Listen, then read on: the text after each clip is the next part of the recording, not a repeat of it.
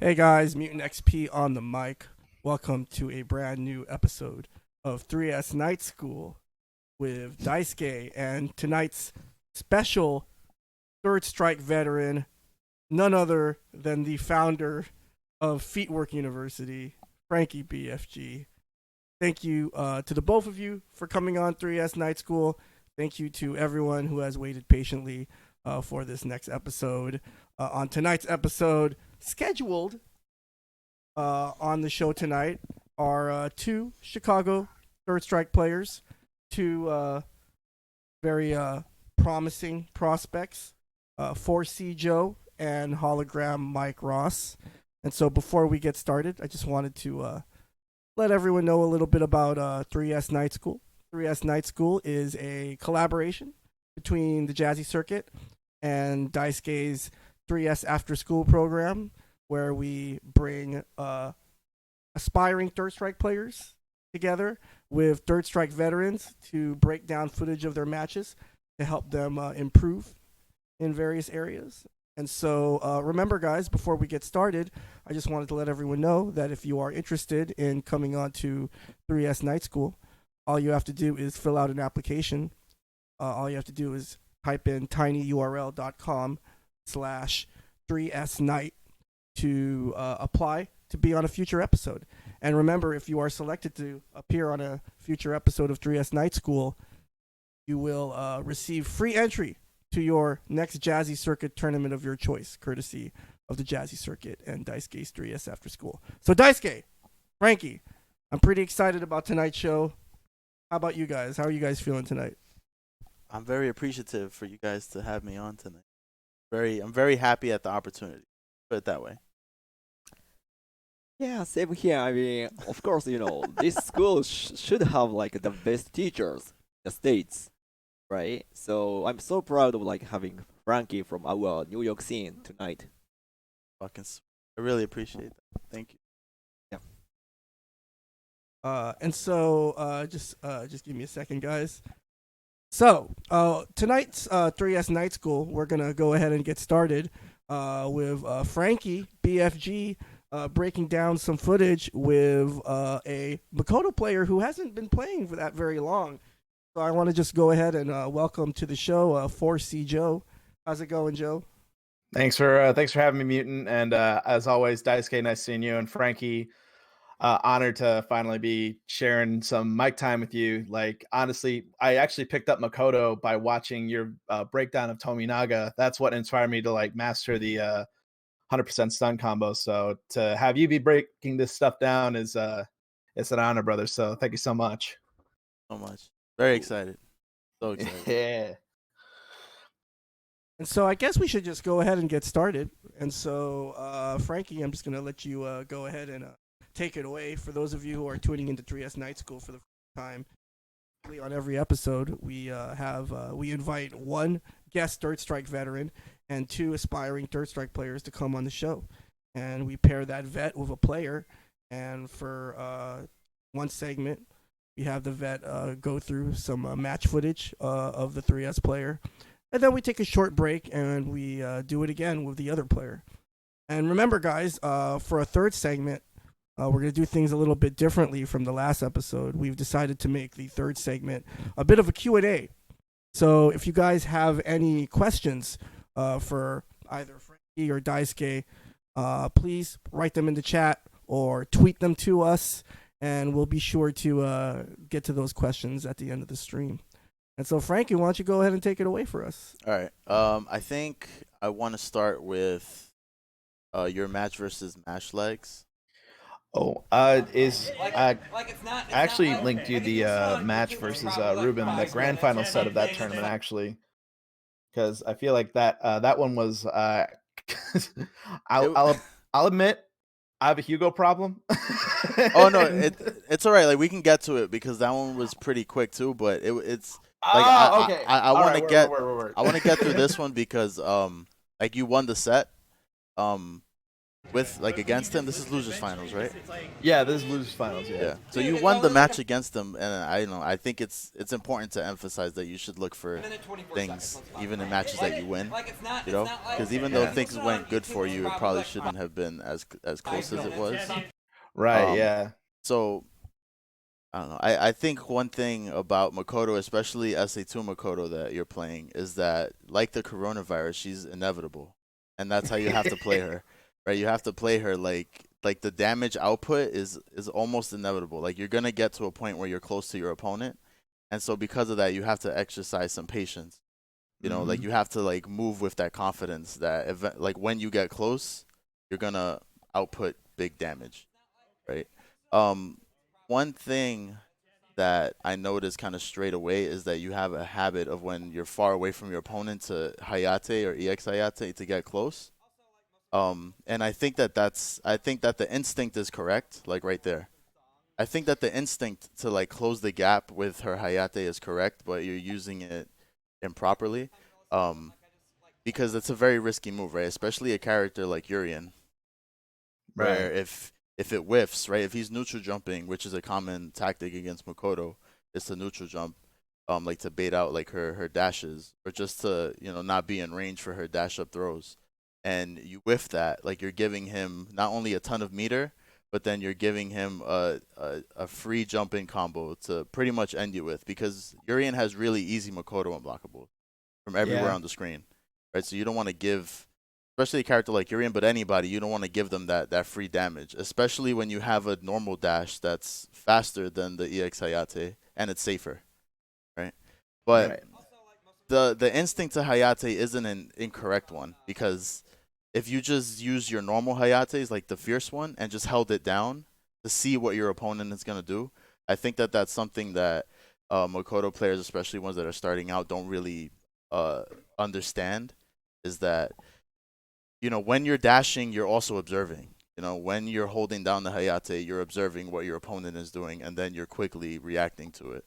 Right. Yeah. Right. So, like, had you done a normal EX, a normal Hayate there and just held it, and then saw what Mash Legs was gonna do, it like you're able to get a grasp on like not only their tendencies, but you're also able to not take damage that you don't need to. Right. So you lost that first round, and you don't even have a meter. Right? Like one of the things that's lost on Makoto's is that like there has to be a patience aspect to her, because her game is so linear. It's really strong, but it's so linear at the same time that if you don't exercise some level of patience against good players, like you're gonna get hit for free, and you don't want to give that up, because her defense isn't that great. So you don't want to like have to constantly wake up and put yourself in a position. So again, you did like Hayate there, which was, again, if you had held it down and then saw him coming down with that jump roundhouse, you could have punished him for that, right? But because you just let it go straight away, like it whiffed. So, again, like the instinct to Hayate there isn't incorrect. So it's good that you're doing that. But like get used to really like holding down like the Hayate and then responding to what your opponent is doing. And if they Right. like do something that closes the gap, then you quickly cancel from it and then Yeah. punish them. Because like that's always been one aspect of my game that I feel like has always kind of been my weak point, is that those Hayate cancels, like when I'm playing good, I'm very consistent with it, but then when I get like into nervous situations, like I actually got into a lot with this match, Yeah. because I was not expecting Mash Legs to adapt on me as hard as he did, so that kind of like put the fear in me. Did you beat It's him in winners? I did beat him in winners, and then like we had a discussion. I told him just like some general Urien stuff about like Makoto, just like what to watch out for. And then he just started picking up on my habits like really, really easily after that. And I'm like, oh shit, what did I just do? Oh yeah. But you saved that talk for after the tournament. I learned that lesson that night. Like, believe me. That's so funny. But yeah, like I mean, I've always had a problem with like tournament nerves, and I acknowledge that the way to kind of tackle it is, I mean, that they're not going to go away anytime soon. Like you just kind of have to like grab a hold of it and just try to control it as best as you can. But like my tournament nerves definitely show in my execution, and those Hayate cancels. Those are like the kind of the bane. Those are the first things that I start dropping if I start to get nervous in a match. So Yeah. And when you say that you do them, are you doing them like in the throes of a mix up? Is that what you mean? Like you're like uh, going from button to Hayate cancel and then you're trying to like so continue from there? what I've actually been experimenting with recently has been I've actually been watching lots of clips of Mimura Hmm? because I feel like I've already got the Tominaga playstyle down. I might as well kind of work on what to do in between that. And Mimura is a really good example because he kind of plays neutral as like Makoto should at all times. Hmm? And I noticed that if he just wants to kind of feel a player out, he sometimes like just does Hayate like what you said, he holds it down and then cancels it, and sometimes just does that as a tool to just kind of create space between an opponent. Like I've also been kind of messing around with carrying the Hayate and all that kind of stuff. And With what button? With uh I do medium punch because it's the easiest one to plank into, like it just any kick button. So like I just kind of roll my finger down to my thumb, and that's Oh, just okay, kind of okay, the okay. first one that I go to. Yeah. Yeah. One thing about that, if you're gonna like, well, you should use the like the held down Hayate, is that the longer you hold it down, the frame data gets better for her. So if you hold it down to about like there's a formula for it somewhere, and I don't fucking know it. I just know it by like from like seconds that count down like after you do it. I'm gonna say in the middle of it, right? Because you have like a raw Hayate, and then you have the held down to the point where the game releases it for you. You know what I mean? Yeah. So when the game releases it for you, like the frame data is equal to her EX Hayate.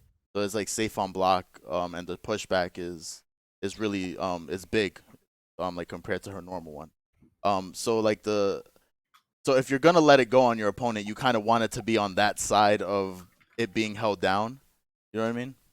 So just like look out for that. Like if you noticed Mimura when he does like Karakusa into like Hayate, he likes to hold down the Hayate just a little bit like before he lets it go so that it becomes easier for him to cancel into SA1. All right. Because the frame data just changes slightly if you hold it down a bit. Okay. And so again, like patience and nerves, like nerves never go away. I don't want you to like kind of get that into your head. Like it's Oh okay yeah. I've to be accepted nervous that a because long, they're long always time gonna ago. be there. Yeah. Yeah, they're always gonna be there. The only thing that helps you deal with them is just like preparation, Mm-hmm. and just being as comfortable with how you practice for a tournament as possible, and then that comes from knowledge and like knowing what to do. Right? If you feel like you have more technology in neutral, then you're more likely to like sit back because then when things occur, you know how to respond to them properly. And one example is right here. Anytime you block a Urian's roundhouse, you get a free Hayate fierce every time. So if you with that in mind, right, like knowing that that's a good button for Urian, in most matchups, some Urians are gonna kind of let it go, or they might just be testing you. Who knows, right? But you kind of have to have that in your muscle memory. That whenever they do crouch roundhouse, you should like immediately recognize and then go straight into fierce Hayate reversal, and then you're right in there. You know, so you allow the opponent to do the work of getting in for you. Right. Right. So I'm not sure if you knew that, but that's like something that's really important in this matchup. Because if I you, mean, I kind of had a feeling. I remember talking to Steelhammer about stuff like that, and he told me about how I'm minus, how tackle is minus enough to where I can do Hayate. I actually didn't know that sweep was minus enough, so yeah, that's news to me. from So that's good. from the range where I have to pause that, you might even be able to do crouch medium punch into Hayate. Um, but guaranteed a fierce Hayate if you block a sweep, max range is gonna work. All So right. that's something that you should keep in mind. And then those are little things that you should like keep in mind with every matchup, right? You should try to find those little nuances in every single match that helps you to just be patient, you know? Because again, Right. like the more you know about each matchup, the more patient you're gonna be. So Mm-hmm. if you're having trouble with that might be that whiffed. Yeah, Maybe you I canceled late thought I was on my side of the screen, and I thought I had basically the green light to let it rip, but I guess I just wasn't fast enough on the on the fierce cancel. I Yeah. think if you would have did roundhouse, it would have hit. I think roundhouse travels a little. Wait, did I do strong? Yeah, I did strong. It I looked like messed the up. medium kick one. Oh, that's fine. Yeah, Yeah. so that's just something against Urian. You don't have to be that precise because he's so tall that the roundhouse is gonna hit. All like their other, yeah, like their other call it- like there are other characters where you have to be a little bit more precise. But with Urian, he's so tall that like you probably use roundhouse every chance. Yeah.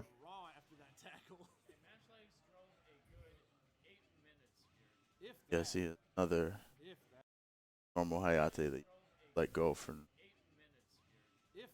and it's funny because that's like the perfect range where you wanna throw Hayate against. Yeah. And I know, Yeah, look, like like it was it's after this first game where I kind of realized that I was going a little bit ham on buttons, so I kind of had to like reel it back and just kind of play a patient game. So like especially after I got hit by that unblockable, which I actually before this event I actually went and labbed how to like parry myself out of that. So and to drop that, I'm like, all right, okay, getting a little bit too ahead of myself. Like I could even see it. I could even see it on my on the look on my face. I'm just like, oh, dude, come on, calm down, dude. It's just Urian, dude. Come on. yeah, it's funny because like I just like landing that EX Hayate is so rewarding, especially neutral. You know, you get everything that you want. Um, and right there you did crouch medium kick, which is a really good button against Urian. And I don't think Mash Legs really uses stand fierce that much, which is what really beats that button. So you should really abuse that.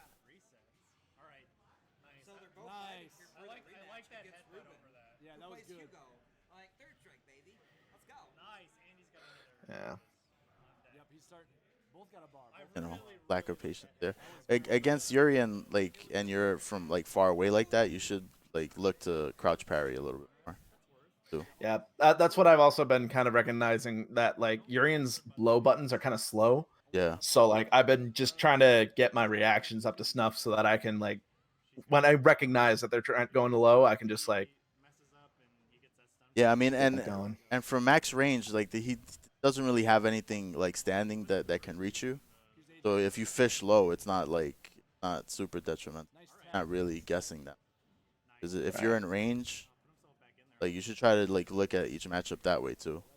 Yeah. Like think about which pokes reach and if it's really a guess or not, right? Because if you're trying to fish the parry as crouch roundhouse, then it's not really a guess if you're at max range.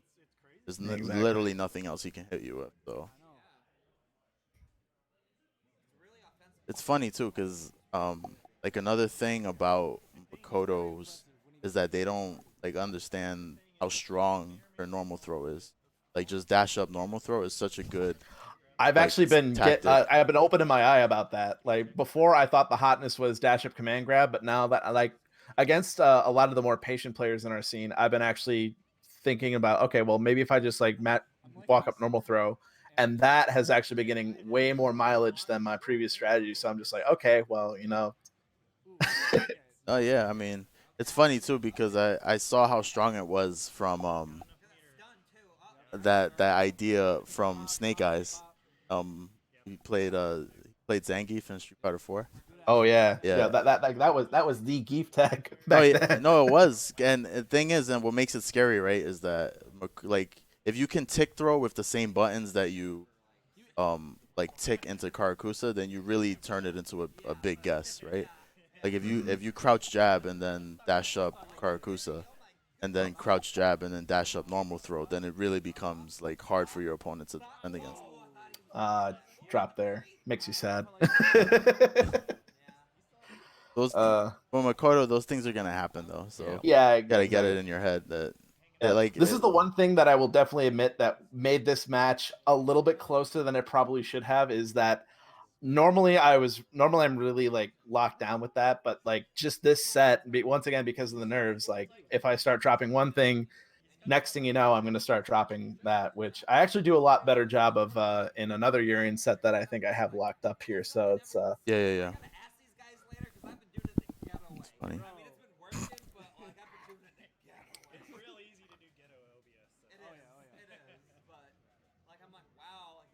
yeah, my mindset at this point where it's like I already know that I'm down and I got to like win 2 more times. It was just like my main thought was just, all right, you know what? Just don't worry about dropping stuff. Just win the neutral. Like if you keep winning neutral and if you keep stunning him, then it's a lock. So that's what that's the kind of mindset that I kind of went forward to in these like last 3 games where I'd make the full run back. And then yeah, wall, dash out of there, but he got me anyway. Very nice.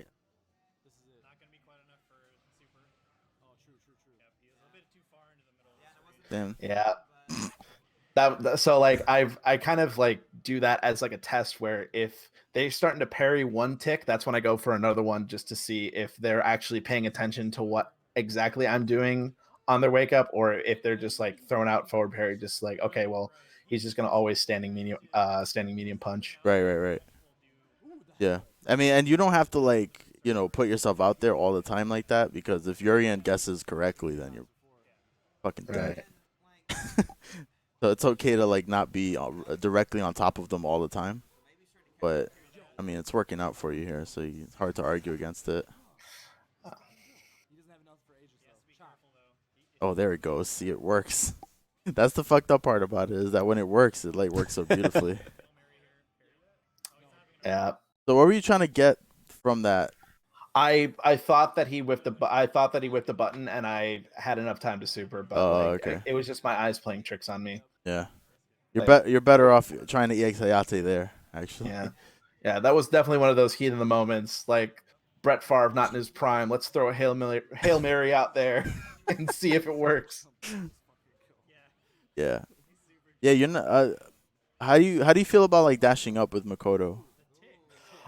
So for certain characters, my cue to dash up is if they are like kind of whiffing some more of their laggy normals in the neutral. I see that as my green light to go ahead and like, okay, this is my time to go in and get my stuff started. Right.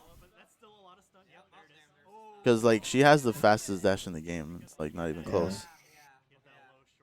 The thing is, though, is that one of my biggest habits that I kind of acknowledged ever since I actually picked up this character is that sometimes I get way too predictable with it. So I've been a lot more cognizant in recent times to just like see when they're actively looking for it and try to get around it that way. Yeah, because it's really impossible to like react to the dash like as just a dash, right? Yeah. So what they're reacting to is just a change in like the character sprite. Right, so if you're doing like more Hayate like holds and like neutral jumps and just universal overheads, just like little safe things like that from far away, like it'll be really hard for them to predict like when you're gonna dash up. So like that's another benefit of just implementing that like Hayate in neutral. They're just gonna see it, like they're just gonna hear her talking shit, and then they're gonna think that you're dashing up. So might have been able to medium punch Hayate there. Actually, I could have gone into super from that because I didn't see how much. That's the one thing I still got to get a used to how much meter that standing heavy punch builds. Because like I watched that set earlier and I'm just like, oh fuck, I could have gotten that first round there off of that, and then look what happened. That's the turnaround. By the way, you can sorry. No, go ahead. Yeah, you can like input both. Can I stop? So you can input both EX Hayate and then SA2 when the meter situation is sketchy. What you can do is you should push the like 2 punch buttons and also one kick button while you are inputting the super command. That way, if your meter is like over that's one, right, the option right? select. Exactly. So when your start like meter is like a 99%, of course super won't come out. But if the meter is more than 100%, of course super is gonna come out. So you don't need to judge, right? That's the point. That's dope. I didn't know that was OSable. Okay, Yeah, wow, yeah. that's And then one more small thing is you should do like a medium punch Hayate after EX Hayate in the corner because it's it's like for sure against Urian. It's a character specific, but against Urian you don't need to carry out. Just you can do medium punch Hayate. So easy. Yeah, nice. Yep. That's really good job.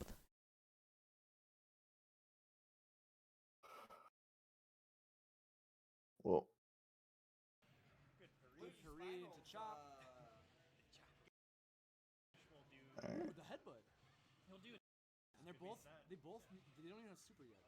I think a little further. A little further up. Yeah. You guys were tied up at that point, right? Yeah. Oh, no, we don't want to send YouTube feedback. Like they listen in the first place. Yeah, fuck out of here.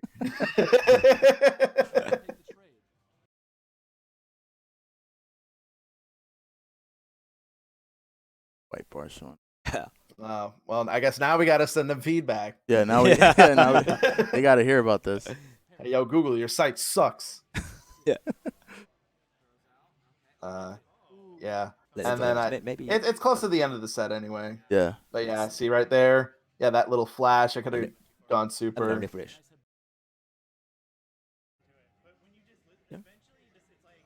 Further along, I think. Yeah, right Yeah. there. Yeah, All right. seems like it. Yep. There we go. Yep. Love doing that. I love doing that reset against big characters because like a lot of people who actually main like the taller characters like Alex Urian, the characters that consistently works on, they usually are not really ready for that. So that's nice. Yeah, it's good to go for like guaranteed damage too sometimes. Oh, nice. Maybe that's what you said, right? Mm-hmm. Yeah, that was a perfect example of holding down Hayate and then like reacting to your opponent. This is perfect. Yeah. That's what you should aim to do like every time. Yeah. Got a sweep. Again. And again. There. Wised up. By the way, I think it was maybe SA2 range. Yeah, that was. I was about to say. Yeah. No, that's fine. Yeah. Yeah, that was definitely. I say range could have. Really? Huh. Yeah. Usually, if it's that close to the center of the screen, I don't see like right here. That's when I know like that's my time to pull the trigger. But if it's like closer to the center of the screen, I usually kind of go a little bit more conservative, just on the fact that, you know, there's always factors, there's always chances that I can drop it. So it's better to just kind of go for a guaranteed thing. Yeah. Urian and Deadly are very tall, so even like maybe right under the block, maybe you can hit the SA2. Timer, I mean. Yeah. Oh no EX. Yeah. Again, when it gets to these kind of scenarios, Yeah. that's when you start to see the drops. But yeah, there you go. It works out. Nice. Again, that was just my mentality when I was just like starting to panic. It's like, all right, no, you're not gonna panic right now. Actually, you look kind of. Just win neutral. That's Just win neutral, and you got it. When the EX Hayate works. Right there. That's the face. Oh man. Oh shit. That's so funny. Oh jeez. Oh boy. Oh wow. So yeah, that's what it looks like when I play nervous, guys. So now you know. That's funny. Hey Joe, can I have permission to use your face as an emote for my? What? Can you be the first As an Frank emote? Freegasm, please? I mean, honestly, go for it. I mean, I already have my face as an emote on my own Twitch. It's my commentary PogChamp face. Is that the Chansu face? The Like, Chansu- yeah, the when Chansu you face. yeah, when you barely make it out of a round, you're like, oh, Yeah. fuck. No, mine's just like. Yeah. I always get the teeth. Jeez. It's the teeth. It's like this, like. So, and actually, like, if Yikes. I think back on it, the reason why I was so relieved is because, like, I knew how much second place got. So I'm just like, okay, thank fuck, I got enough gas money to make it back home. Yeah, went to the I camera just, piggy like- bank fund. Oh yeah, and I was like, it's gonna be a long ass 4 hours back to Chicago if I come back at third place money. Like what Daisuke says, your goal of the tournament, make sure you win so you can make your way back home. That's hardcore shit right there. Hardcore Yeah. shit. Loser stays at the venue. Thankfully, I had enough of a money buffer from getting second at ST at that exact same event because, but that wasn't an interesting bracket. I picked Claw. I wall dove people to death. Loser hitchhikes. It's something. Loser. It's something about you and characters that cling to walls, huh? You know what? I mean, I love Nate. They can fly, man. They can fly. He believes in himself. Vegas still prettier. All right, so the next match that I wanted to get into was you against Tough Gnarl. Good old Jose. Yeah. Man, Jose. eventually he's gonna beat the Elena matchup into me one way or another. And this set is a good example of how he tends to do that on the regular. Yeah, I mean she's a tricky one. Because she kind of blows up a lot of what I think their strike players find natural. Mm-hmm. And like Yeah. you know, crouch teching and throwing on defense. Yeah. Like she And beats it's- that up so easy. Yeah. And it's so weird because a lot of my prior Elena experience comes from playing Adam, Dirtmaster. Right. Which was like, I thought that was like the Elena to play because it's like, okay, well, that's his tournament main. So obviously, if I'm like doing good against this, I'm doing something right. Nah, Jose plays it completely differently, and that's what I learned. It's like Chun. Every single like player plays it differently. It like the same but different, if that makes sense. Yeah. Like the tendency to kill you, right? Like if you're Yeah. expecting too much of one thing and you're Oh, trying yeah. to Yeah. beat that all the time, you're gonna lose. Elena has a Mhm. lot of stun. Hard throw is fucked up. She has a lot of ways to like crouch tech and stuff. Right, and then the sequence is very fast when she repeats like a Mhm. back roundhouse and then carrot throw. The sequence is so fast, so Yeah. your stun meter Yeah. is getting like In like Yeah. 3 seconds is like yeah, And just, halfway like, filled. Background house, car throw. right. Then And the then you're down. overheads. Right. I don't play. I haven't played much of this matchup. I know Mutant plays some Makoto, and I know you play Makoto. Like, have you played this matchup a lot? Like Makoto against Elena? Not so much. How do you think you'd be comfortable? Like against a good Elena? Like, what do you think the matchup is? Oh, I have no 6'4"? experience versus 7-3? But I think one thing I will be definitely aware of is again maybe her back roundhouse, because after Hayate, basically it's always in favor of Makoto. Mhm. But maybe her like back roundhouse can beat most of the like major options Yeah, of all the Makoto, follow-ups. right? Yeah. So I would do So usually my primary like option after Hayate, right, is always Karaksa. But maybe I want to do Karaksa against Elena, and then maybe I would do standing medium punch, Mhm.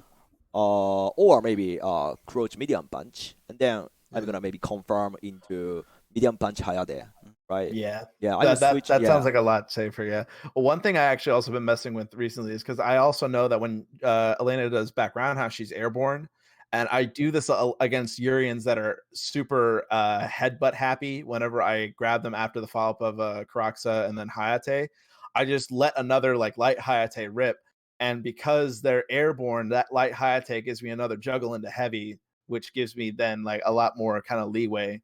Corner.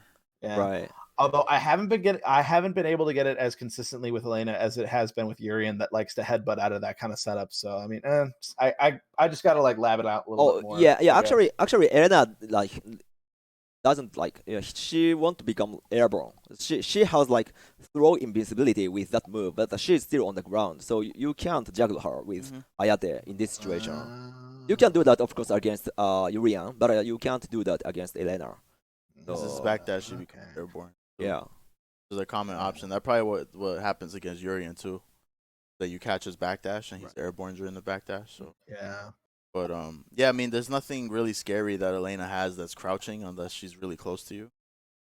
So like after like landing a Hayate, like something good would probably be to like option parry and then throw the button, right? Like throw the medium punch Yep. and then option parry. Yeah, let's see. Yep. Yeah, you hand. You're already. She's flipping. Bullshit. Flipping and dipping. I could have gone into Hayate from there. I like it though, right? Because you're not getting hit at least, right? That's true. Like I gotta keep that mentality in mind whenever I like land a button and it hits. It's just like you don't need that damage all the time. Yeah. Just See, some of the time. see right there, right? Like there's, like you got hit with back roundhouse, I think. Yeah. And then you dashed up immediately and then you got hit with like Elena's gonna press a ton of buttons, right? Like when she's far Yeah. away because they're good. So the only way to get her to stop doing that is to either jump in with medium kick, which is really strong, or to use your Hayate cancels. Right? Like if you're constantly putting pressure on them to not press a button, then they have to be more conservative with how they're like maintaining their ground. So if you get Elena to neutral jump a lot, I think you're winning. In the matchup, like you're the one you're the one dictating like what's happening. Because if she's neutral jumping, then you can dash up and then fuck around with her when she's landing, Yeah. right? But Fuck around and find out. yeah, but if you're just like dashing up on her, then you're gonna lose really quickly. Because again, like snowballs really quick, and that was probably EX. So Quick question, Frankie: is the 100% possible on Elena? yeah, it is. But you have to use the It is. You have to use the normal one, right? It's the yeah. So yeah. Elena, actually, you can do dash under medium punch. From what I've done, from what I've kind of played around with this, the Q version is possible on Elena, but the timing for it is super tight, and it's to the point where I can only get it if I do it on like from the left side going right. Gotcha. But universally, the 100% stun does work on her, but the timing is like probably the tightest out of all the characters. Okay. Like even tighter than the twins, which is already like super tight. Yeah, and then that like right there, that's another thing is where I know Jose likes to go like car grab, and one thing I use to check that is wake up super. But one of my biggest things is I always misjudge the distance, and because Elena's got that, because of how her sprite's hunched over, it acts like a ramp with the hitbox of super, and she doesn't get pushed forward. So I just end up getting that first hit and then just whipping the rest. Yeah. That's why I like usually go for a short version of that against Elena, because she's already a kind of a short character in the first place. Yeah. And I also got to remember that she's like a wide body, so if it's even like a little bit off, it'll probably still hit. Yeah.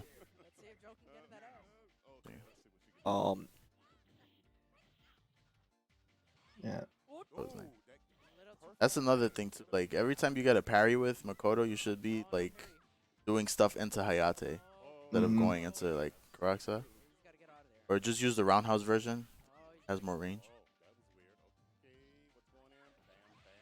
Wow. Ugh. A read. Yeah, I knew he was gonna go for that shit. Did you try to like a normal Hayate here, or is this like a mistake of EX Hayate? I think that might have just been you know what? I saw Crouching Roundhouse come out from that. I think that was supposed to be a command grab to kind of check the dash, because I knew that was like he was gonna come in at some point. But I guess I just didn't get the stick around just fast enough. So instead, Crouching Roundhouse came out instead. You're I'm talking about Hayate. Hayate, yeah. After Karaksa, you did like normal Hayate here. Probably should have been EX. Yeah. Did you try like a normal Hayate, or did you try EX Hayate and then? You know. Okay. Yeah. I'm pretty sure I wanted EX after that. Yeah. Okay, got it. That's the one problem with Logan, is that sometimes, I mean, and this is just on both sides, and this is just kind of what I've experienced on cabs. Sometimes you gotta really mash for EX. Sometimes you just press 2 buttons, it comes out like nothing. So it's like, what game did you play before Third Strike? Believe it or not, Smash. Oh. No, it's fine. I love Smash. Yeah. I think it's Yeah. it's a fun game to watch. It's a good game. Okay. I was just wondering, because in like in Street Fighter 4 and Street Fighter 5, like there's overlap timing for where like if you press one button and then press another button, it'll still count as an EX. Oh. And that's very lenient in those games. But in Third Strike, it's not lenient at all.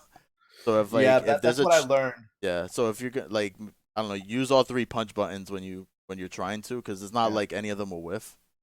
You know, again, in other matchups, like if you miss an EX, like with somebody like Urian, let's just say, instead of headbutt, instead of EX headbutt, you get fierce headbutt. Like sometimes it'll whiff. Yep. But with you against with Makoto, you don't have to worry about that. So just press all 3 buttons Yeah. just to give yourself the best chance to land that EX. That shit is crucial. Like you don't want to be reset against like Elena here. You'd rather be on top of her. Yeah. Especially Her now waking that up. she's got like a bar and a half a meter. Like that's Yeah. just asking for trouble. And you're so close to dying, right? Like any good read she makes is like pretty much death. But if you had landed that EX, then like the next hit you would have gotten would have Right. been death. And then also you can push her in the Mhm. corner. Yep, she would have been in the corner. She rolls. Boom. Yeah, I don't miss those. That's fun. I will swear up and down right now. I never miss those.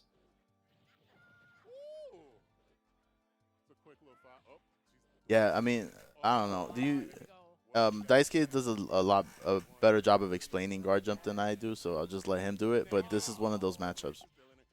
Fucking need guard jump. You don't really want to be guessing against like Elena. Yeah. And she doesn't have anything to really punish the guard jump that bad, like if she reads it. So, I mean, go for it.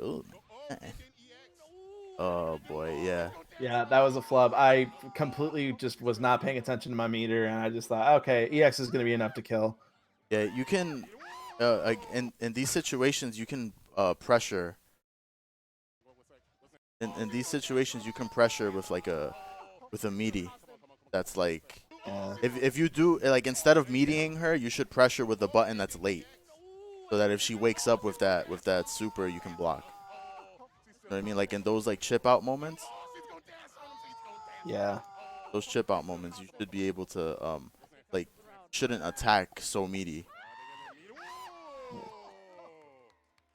Yeah. Yeah, I'm gonna get to that because when I first saw it, shit was godlike. Hold on, Joe, I gotta compliment you. Like, let me just tell you about this real quick, and I'm gonna really give you a big compliment. But All right.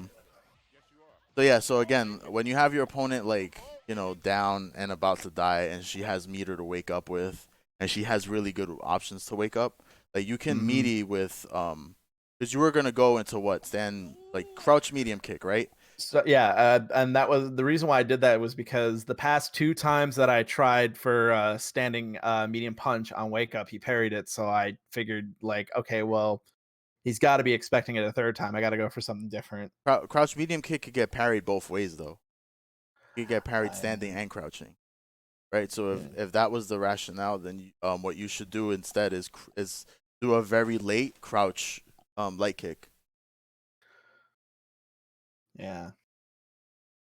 Because if they wake up with something, right, and you do the crouch light kick late, then you get to block. Right.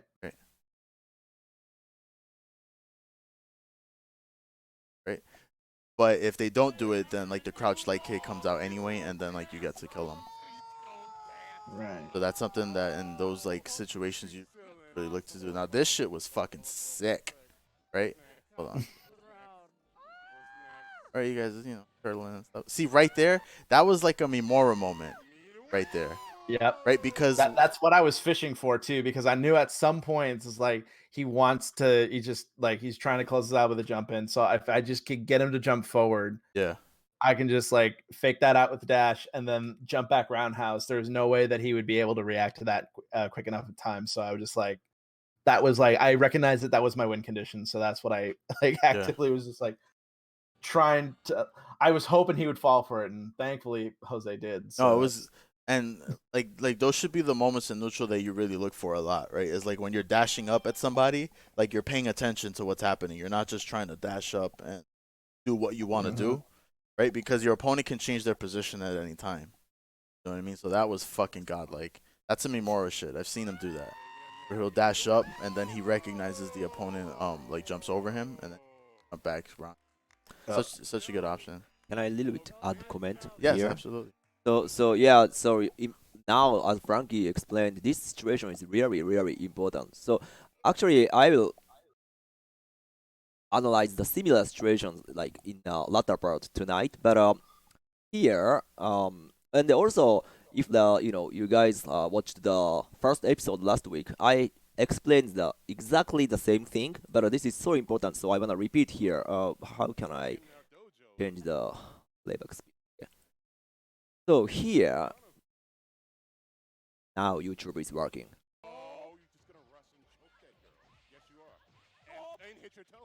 You missed. So here, like to me, there is no reason to do meaty, right? Because you closed this game with back jump roundhouse, and then I'm not sure if you checked the first episode like I did 2 weeks ago, but what I said was basically Makoto can do super fast rush down, but also her normals are very very strong. Like even like when she's in the air, her air normal is the longest in the game, and then the active frames are insanely long, right? That's why you could catch Jose after this sequence. Daisuke, can you turn the video back a little bit more, like just 5 seconds before? Yep. No, before that, just before that.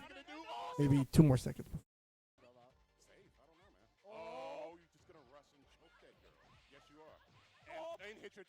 Okay. So before that, Yeah. you see Joe how you stunned her with crouching medium, right? Yeah. You know, for me, and maybe it's because I'm old, but I'm always looking for ways. The super? You know what I mean? Yeah. And so I mean, like I those said, it situations was where, like, and it's gonna take time to develop a habit. But whenever, and for me as a necro player, something that's sort of when you stun your opponent, your mind, you want where you look at your life. It's like a free throw, right? Yeah, because you stunned them with the crouching medium. None of this stuff had to happen. Yep. No, none of it. And like, yeah, you hit it right on the head. It was just one of those things where I just like Yeah. I was focused on the trees and not the forest. So you already stunned proper punish, right? Yeah. Super. So those are Yeah, right there, just super. Yeah. I had like all the opportunity, and then wake up. It's like, okay, jump back. I'm just gonna let it simmer for a little bit, and then boom. Yeah, so yeah, exactly. And then also, so this like jump roundhouse or even jump back jump medium kick is very very strong. So whenever your like stamina is maybe around 50%, and then the opponent's stamina is just almost zero, you don't need to commit, right? So I'm gonna go back again because okay, you missed something here, but it's okay. Anybody make some mistake, right? But here, right? But your stamina is 40%, and then Elena's stamina is like 0. And then if you do some like a mix up here, you have to do like rock paper scissors, and then maybe you have like 1/3 of like possibility where you're gonna get hit by some like a very heavy attack, right? And actually that happened here, right? Maybe I would do, instead I would do just, run away as you did at last, right? Yeah. Because like basically Meteor Oki is such a dangerous like gambling, basically. Especially when when your win is very close. You don't need to do this kind of gamble, right? Yeah. If like her stamina was like a 40% or 50%, maybe of course you need to do gambling. But now your win is very very close, just one stop away, away from you.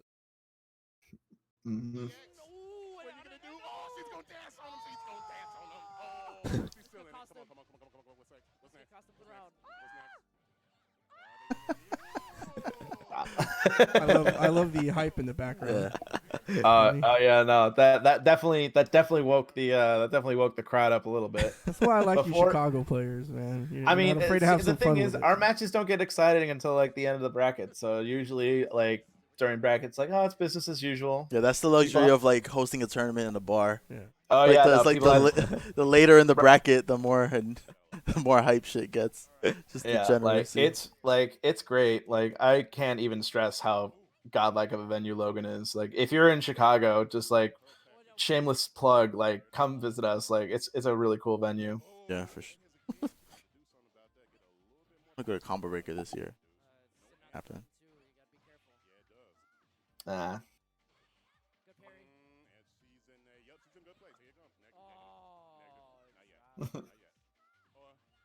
So Boy. Joe, I've had the golden opportunity to watch you play a lot quite recently, and I noticed that you missed that a lot. The command grab into Fierce into SA2. Yeah. And so I was just wondering, like, maybe mechanically, have you like sort of kind of rethought how you do that particular combo, or have you done anything physically with your execution since I have. obviously It's mainly starting but the just game? been it's just been a well, perfect by the way.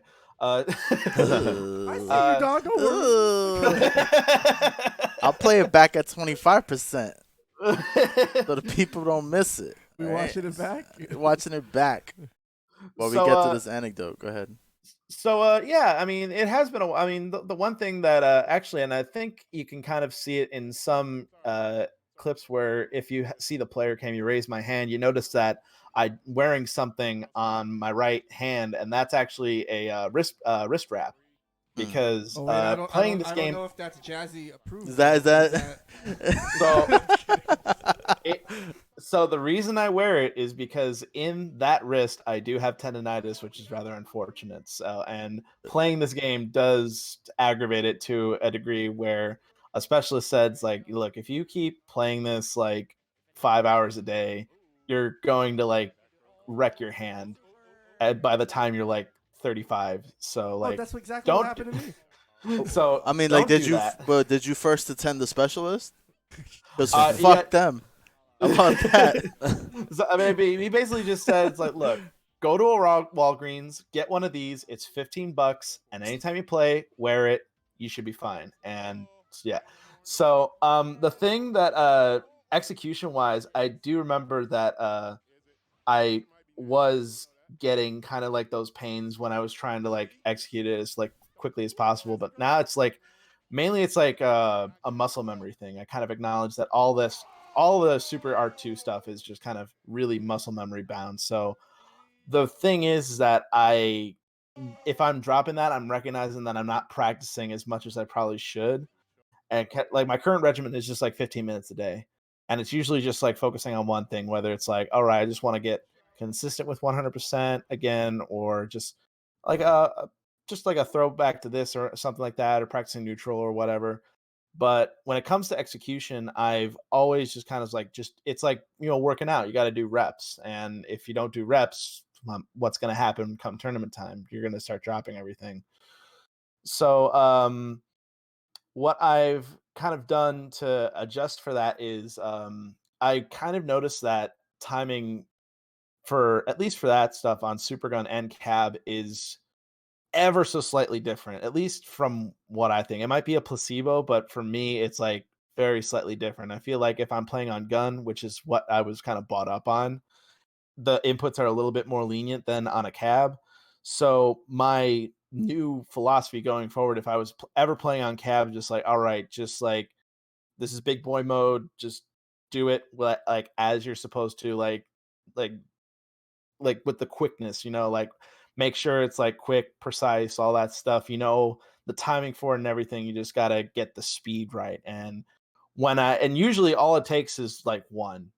And I've gotten to the point where before it takes like 2 matches before I get a double Fukage down.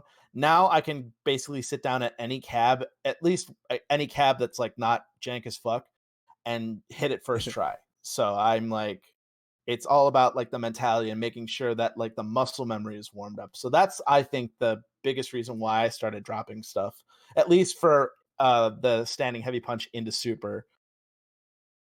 And I recognize that like yeah, it was just a period where I was just like, man, I am dropping this way more than I should. But it's time to go back to the lab and figure some stuff out. Like, Do it's you not. have any tricks to execute that? I double Anyone? press buttons a lot. So like that's kind of, and that's, I mean, against my specialist orders, because that's one of the things that does kind of aggravate my wrist a little bit. But like I said, with the wrist wrap, I'm fine. But yeah, like it's double presses a lot to make sure that the input is there. During the hits of the super, I actually saw a telesniper do this for his demonstration of double Fukage on Chun, which, by the way, if this ever reaches him, we need to have a discussion on how to do that, because I've been labbing that combo for like 3 months straight and I still can't figure it out. But he presses the buttons during the hits to kind of make sure that the timing for the dash, the buffer of the dash is on point. So it's like super and then bop bop bop and then dash under, and then I start my stuff, and I just have the timings for double Fukage pretty much committed to muscle memory for every single character of the cast that it applies to. Yeah. Yeah. Mutant was talking about Stand Fierce into super, right? Like missing that. So Yeah. do you have any tricks for that, Daisuke-san? Not really. I'm just doing. Just You doing mean it? Because I know, because it's like a little tricky because she has a toward movement, yeah. right? So you can't be too sloppy with Right. the inputs, because then you get toward fierce. Yeah. So it's just That's a why matter. it's kind of hard. Right? It's just, yeah, it's a matter of like pressing fierce and then starting the buffer Yeah. like as soon as possible. So Right. How late can you cancel the super? it's a rhythmic thing. You could cancel it pretty late, but it's not gonna combo if you cancel it Yeah. too How late. late can you cancel it so that it's still calm? Like 12 frames, I think 12 or 13, something around there. Oh, that's a whole G command grab. Pretty Goddamn. like, Yeah. yeah. So just be better, I guess, right? Yeah. Just the Yeah. I mean, that's like I said, it's all up to feel, and it's just the matter of, working out the cobwebs. Yeah. Important, right? Determine how much. Oh, I think I would say Makoto. Maybe if you are a Makoto player, the frame data is the most important thing, right? Yeah, you really have to work on frame data if you are a Makoto player. If you are a Shoto player, maybe I think you don't need to so much care about it sometimes. But And you're referring to frame data with terms of, because I know sometimes when we Okay. look at frame, we sort of look at it tactic. right. Like what can we punish? Offense, What defense can, stuff. How long? Photo frame data is important purely because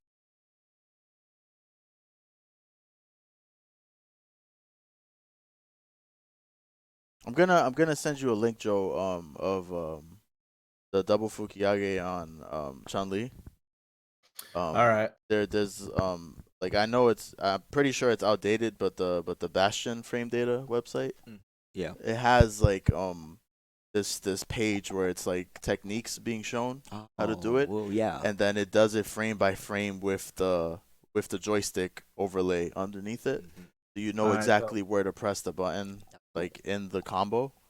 So I'm gonna send this to you. Hopefully it helps. It helped me do it. So it helped me pretty much do all of the Q shit that I was having trouble doing, like Right. reverse dash punch on the twins and then go the other way.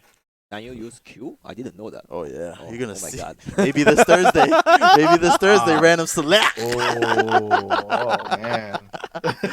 No, but yeah, it has a couple different things like that. It might help like seeing it frame by frame, and then knowing exactly which button you need to press and how you need to do it.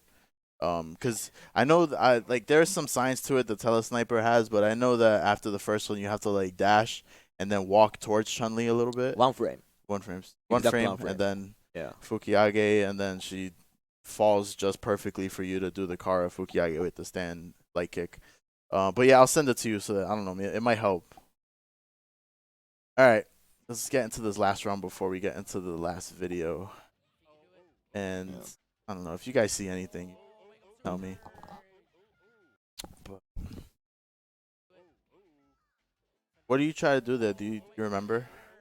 So anytime that I stick out light kick, this is a tech that Shotokan actually taught me, was that I see a lot of Japanese Makotos that kind of just like, that's to react in case Jose was going to quick rise. Because if he was going to quick rise, then I could buffer in Kara command grab and then grab that on that, so I could punish his quick rise. But instead he opted for wake up, and I thought I had enough time to block, but I guess I stuck it out too late. All right.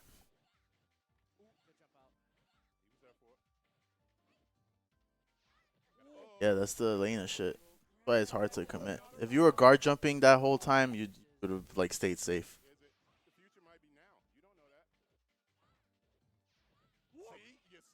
Oh boy. Now what? Oh no, again. Yeah. How the round ended. I mean, how it Yeah. started, it ended. Exactly. I Yeah. was trying. I was trying again for because I was at range where I was gonna try to see if I can Kusa on his wake up, but then then he just woke up with it. So that's because I wasn't fast enough. I mean, even if I was fast enough, I even give the explanation back here. Where Yeah, I it's know. like, Like, it's like yeah, go not ahead. quick enough. Not quick enough. That's kind of the story of how that match ended. So I guess to sum it up, to sum up the points, frame data, very important, Yeah. especially in Mhm. neutral with Makoto. I remember from last week. I think that's jump medium kick is active. What I think it's 17 frames, 13, 13, 13 14, frames. Yeah. and the jab is like active the entire time. Right. Jab. Actually, I can show that right. We got the slides on deck. Yeah. Yeah. So frame data is super important. So we're gonna like put a link somewhere for you to like look at her frame data because it is super important. And then really learn to use Hayate in neutral, like Hayate cancels in neutral, because that's such a strong like move to punish so many characters when they're trying to build meter and shit like that. It's just a free way to get in. It's a non-committal, low-risk way of getting exactly Yeah. where you want to be on the screen. Right. So using that more often, abusing dash up throw more often, because once you start abusing the Hayate, then there are going to be more opportunities for you to dash up normal throw. Exactly. Because they're going to stop pressing buttons. Look at the frame data on the screen, screenshot it, and just keep it as your screensaver or something. Because it's super important. Kind of get used to looking at your character in this like numerical way. It really is important, you know. Yeah. This is like just a repetitive thing, but standing medium punch is very, very important. I would say this like normal is the most important one from her because after like you like opponents like block it, they have to have like a negative 6 frames, right? In like from your side, this one. So you can see this like +6 frame on block and then +7 like hit, right? Right. And Yeah. that's why you can make a very strong pressure like in point blank. If she didn't have this normal, maybe her offense was super weak. So Get in touch with your frame data. Yep. All right, But- I'll have to go give that a read. Yeah. I got something to read over the course of the next like week or so. Because I mean, I'm gonna be practicing pretty hard for Makai World Cup coming up. So Nice. I got like a 2 weeks. I'll be ready. Yeah.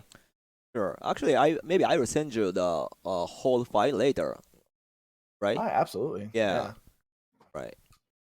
Yeah, it's super. A lot of useful like Makoto kind of basics stuff in there. Yup. Just common situations that are really useful. But keep playing Third Strike. You have such an amazing Makoto. I really do think so. Like as for somebody who's just starting out, your execution with her is like amazing. And that block series, you gotta keep that going too, man. Yeah, absolutely.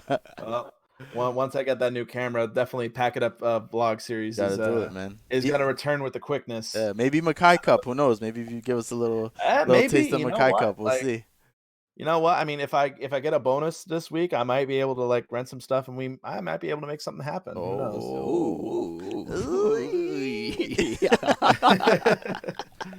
All right, guys. So before we go on a break, Joe, is there anything that you would plug on 3S Night School, your Twitter or anything?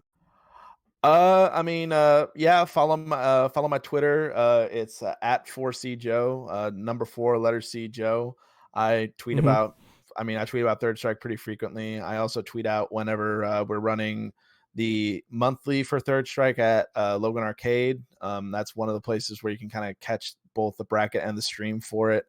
Follow my Twitch. I have been horrible with my stream schedule recently, but come April, I'm actually going to have time to do it daily again. So definitely drop a follow if you want to see more Third Strike content. I'm also going to be playing a lot of Tekken. I've been getting into that recently, and just kind of any game that's going to come across my feed thinks that's going to be interesting. And and then my YouTube, same thing. 4C Joe. I got the Pack It Up blog series. I also post like dumb videos every now and then. Like Nice. when I'm not posting low effort Vine compilations, I actually do post like my vlog series and maybe like 2-minute guides that I posted to Twitter or wherever. So yeah, and follow Logan Arcade on Twitter. And if you're in the Chicago area, come to Logan Arcade and spend all your money there. Yeah. All right, guys. That's really all I got. Well, thank you so much, Joe, for joining us on 3S Night School tonight. Hopefully you found all of that information and that advice very useful, and that you can apply that to your next tournament. And so before we go on our break, just wanted to let everyone know about the Jazzy Circuit. Real quickly, first and foremost, check out the Jazzy Circuit finale. Go to freeplayspringseries.com/Jazzy to sign up now. Remember, for more information on how you can be a part of the Jazzy Circuit, check out our various social media platforms. Definitely check out our official league page at .gg/the Jazzy Circuit. Also, shout outs to all of the venues that ran Jazzy Circuit events this past weekend. If you weren't able to check out the footage live, definitely try and check out the VODs. And so definitely shout outs to all of the venues and the independent TOs that are being a part of the Jazzy Circuit. And speaking of big tournaments, the next Jazzy Circuit auto qualifier will happen at Final Round 2020, March 20th to 22nd. And so remember, the winner of Third Strike Singles at Final Round 2020 will get a auto berth in the 16-person Jazzy finale, along with complimentary airfare to this event, the Jazzy Circuit finale. Again, you can register now. Just go to freeplayspringseries.com/Jazzy. And so don't go anywhere, guys, because when we come back, we're going to welcome our second up-and-coming Third Strike player from Chicago, and probably the Third Strike player that has, I think, I'm going to go out on a limb. I think he has the best screen name in Third. That is a guarantee. That is facts, no printer right there, Mutant. Like absolutely. And of course, we're talking about Hologram Mike Ross, and he's going to sit down with Daisuke, and we're going to go ahead and break down some footage of him after we take a short 5-minute break. But don't go anywhere, guys. We'll be back with some more 3S Night School.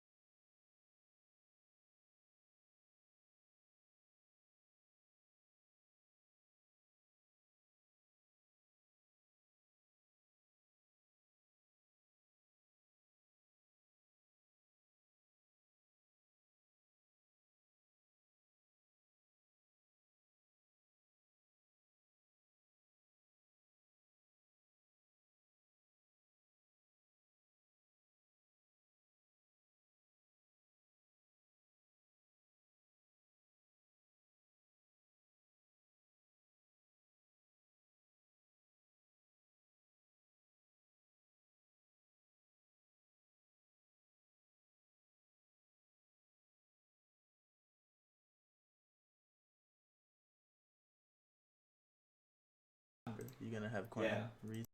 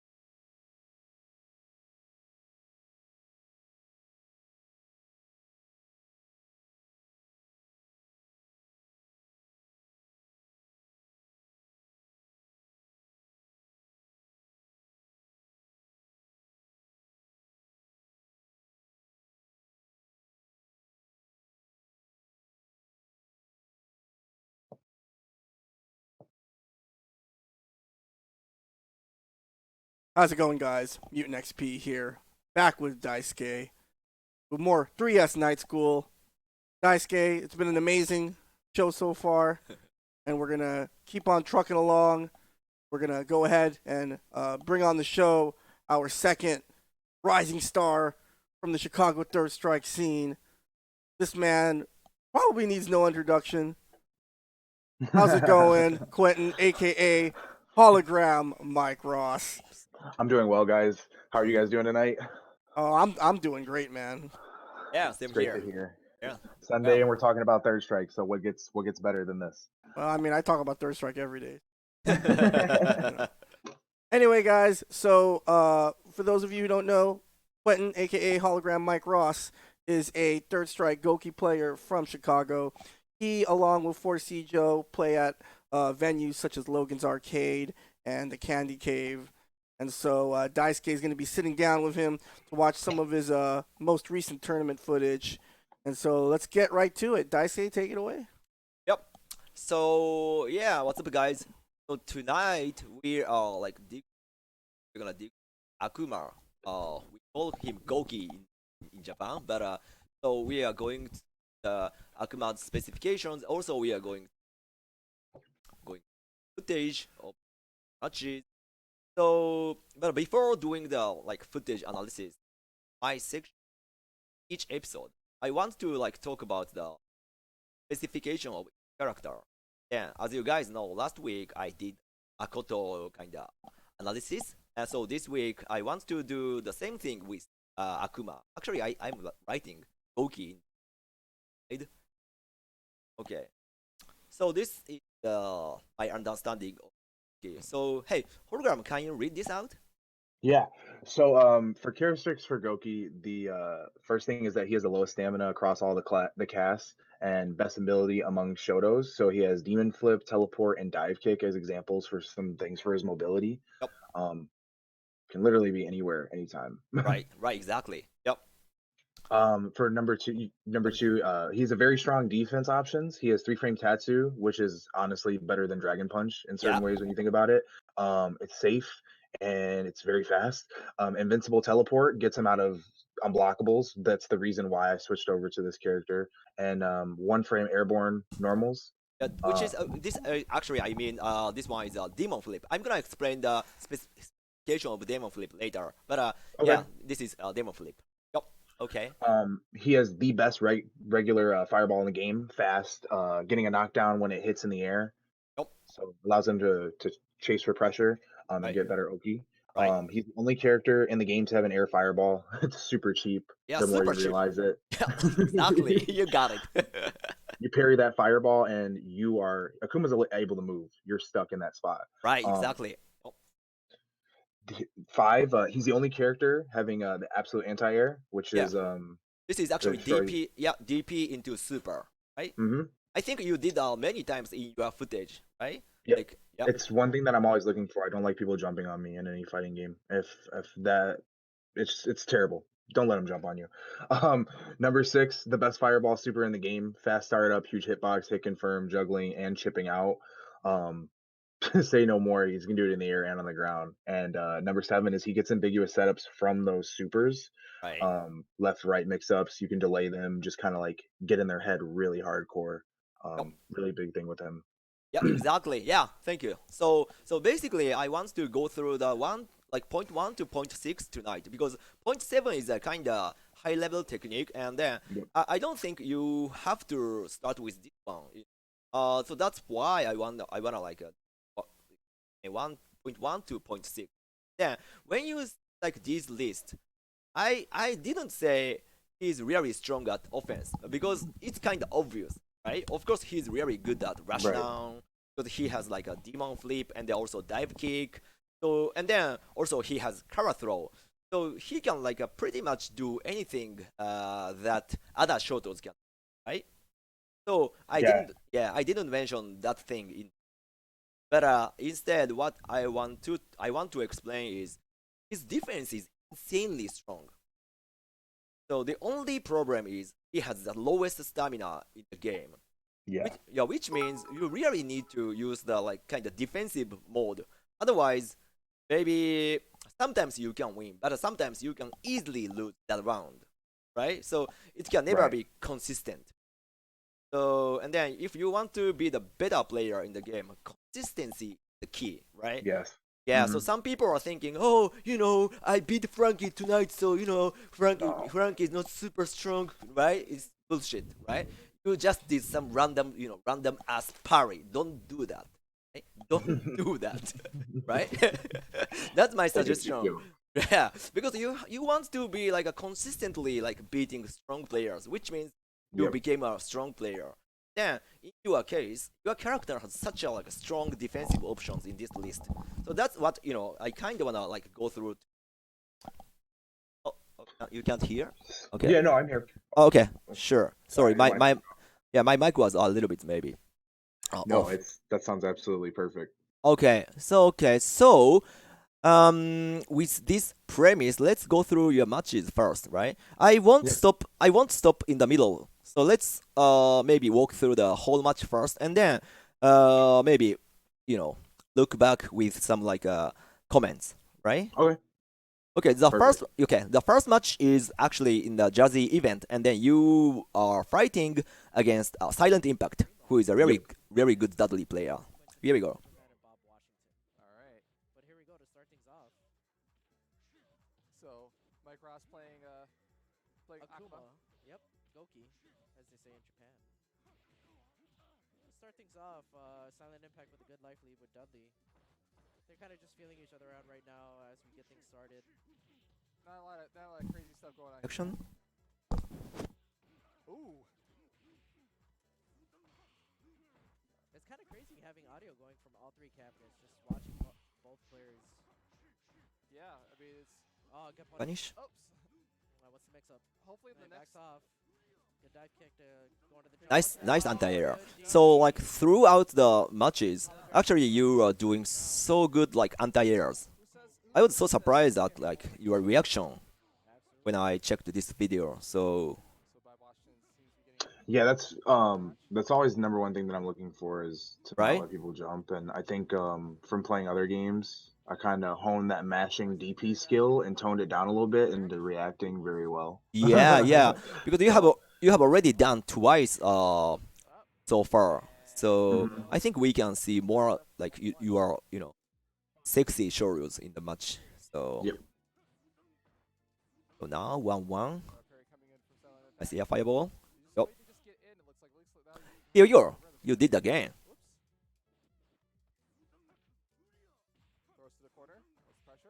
Yeah, at this point, he's in my control. Yeah, exactly.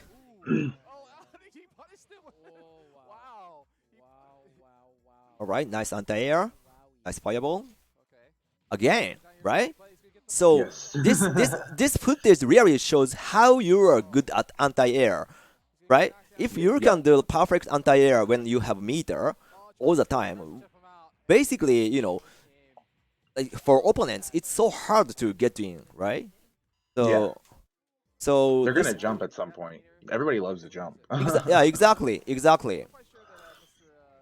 And then also you need to like kind of lead them to jumping in because Yes. because you have a perfect anti-air in the game, right? Okay, the second game. Remember, just to remind everyone, this is a double elimination tournament. We do have 3 versus City cabinets running simultaneously. Air. This tournament definitely not going to take a long time. We'll definitely maybe try to get some exhibitions going with some of the notable players here. We got Dirtmaster Adam, Fireball. R2, both coming off of top 8 placements for Frosty Faustings. We also have Okay, nice dive kick. Oh yeah, that's right. Really solid player. And digging out of mothballs, we have Bob Washington Again. Yeah, Yeah. Cannot jump. Yeah, cannot jump. Yeah, opponents really can't jump, right? it's hard to keep in contact with somebody who doesn't have social. So at this point, if you have a really good anti-air solution, maybe what you want to do is basically you want to control your opponents like to jump in, right? So you kind of wanna like invite them to your area, right? Instead of like you are getting into like your opponents by yourself, right? Yeah. So this is like what I call defensive game, which is really important for Akuma player. Yeah. like this. Here you are throwing like multiple air fireball, right? And then yeah, apparently Silent Impact is now worried. Oh, how can I get in, right? He really wants to press that advantage. Yeah. So this is this round is kind of perfect win for Akuma player. One thing that's really big for me is that when they have super, most of my matchups change, and in that situation, if I don't recognize that, it's life or death. Especially against like somebody like Dudley who makes me bleed. Yeah. Right. Yeah, that's why like having 1 meter is very, very important, right? Very. Just the threat of it right there will change the way that the matchup should be played, theoretically. Yeah, exactly. Yeah, you got it. Yeah. So now you have 1 meter, right?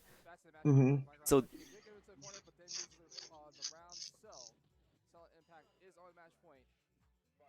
Man. again, right?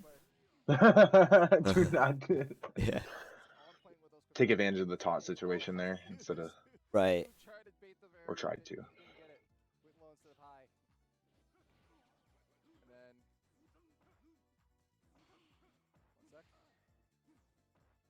Now you are doing really good game because you are throwing air fireball and then kinda you are checking your opponents. Basically, like Dudley, is having a really hard time to approach to you. And he's just eating and losing life for it over and over and over Right. again. Right, exactly. I think Okay. at some point here I was trying to get him to blow super, but that was really dangerous right there. I could have died. Hmm.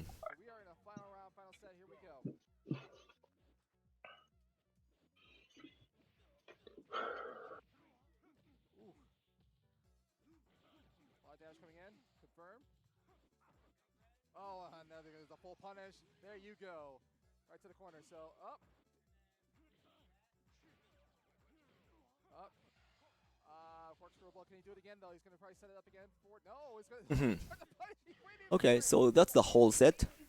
Yep. Yep. So I think like overall you played really well. And then so in the next like watching I'm gonna talk about how you can tweak, right? Because overall you played really well. And then to me, Thank you. yeah, and then to me there are some like small tweak points, right? But these small tweaks can change your maybe gameplay a lot, right? Okay. Okay, so okay, let's go over the matches again.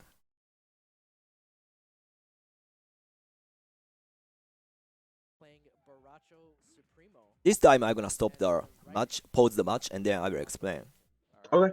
But here we go to start things off. So, Mike Ross playing Akuma. Yep, Goki, as they say in Japan.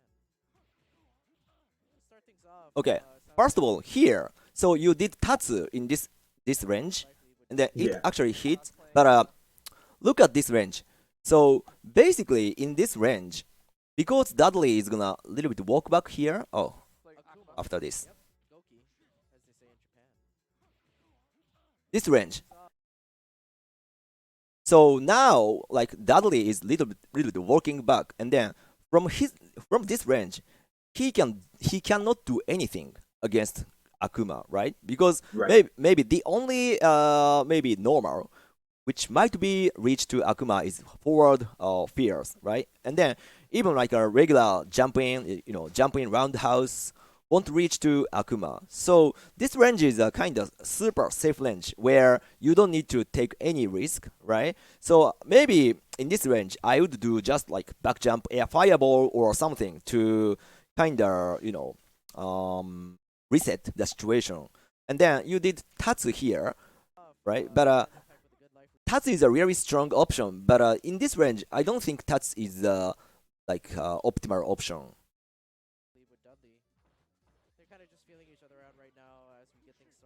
Okay, nice punish, very good reaction, and then nice Tatsu. Now you are controlling the game, and then you did air fireball, back jump air fireball, right? This is very very important, I think.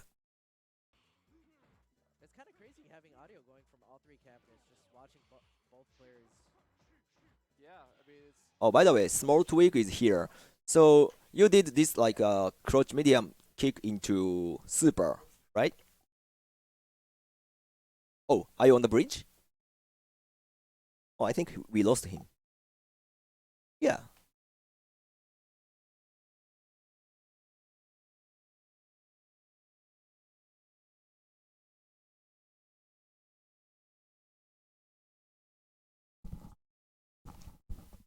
Sorry, guys. I think we may have lost Quentin here. What's going?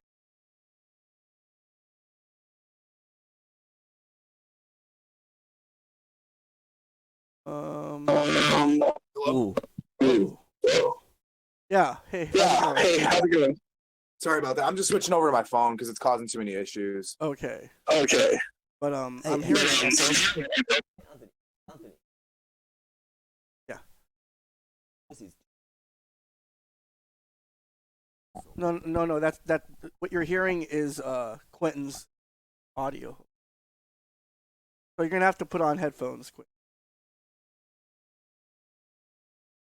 Sorry about that, guys. We're just having a few technical difficulties, but we'll go ahead and get Quentin back as soon as we can.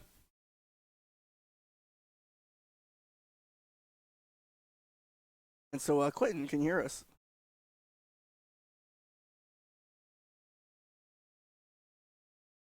So while we wait for Quentin to come back, go ahead and talk a little bit about we'll just go ahead and talk a little bit about the Jazzy Circuit, guys. Or well, we'll talk a little bit about 3S Night School, Daisuke. So, Daisuke, remember that anyone can appear on a future episode of 3S Night School. All you have to do is fill out an application. All you got to do is go to tinyurl.com/3snight and fill out our application. You want to bring it up on your laptop, Daisuke, so that we can oh yeah. show the All right. show everyone. Oh. Can you guys hear me at all? Yeah, we can hear you. Is there still an echo? No, we can't hear ourselves. Okay, perfect. You sound like you're in a. You do sound like you're in a war bunker. Apologies. But Good old AirPods. I see. So we just got while you were away, Quentin, we were just showing everyone the application to be on a future episode of 3S Night School. And so for those of you who are interested in appearing on a future episode, just go to tinyurl.com/3S Night and fill out the application. We just have a few questions for you, and then we'll get back to you and let you know if you've been selected. Remember, players who are selected will have their entry fee covered, courtesy of the Jazzy Circuit. So definitely consider filling out an application. And so let's go ahead and pick up where we left off, Daisuke. Yup. And so now I think we have Quentin back. Quentin, are you back with us here? Yep, I'm here. Okay, great. All right. Right. Yeah, let's back out.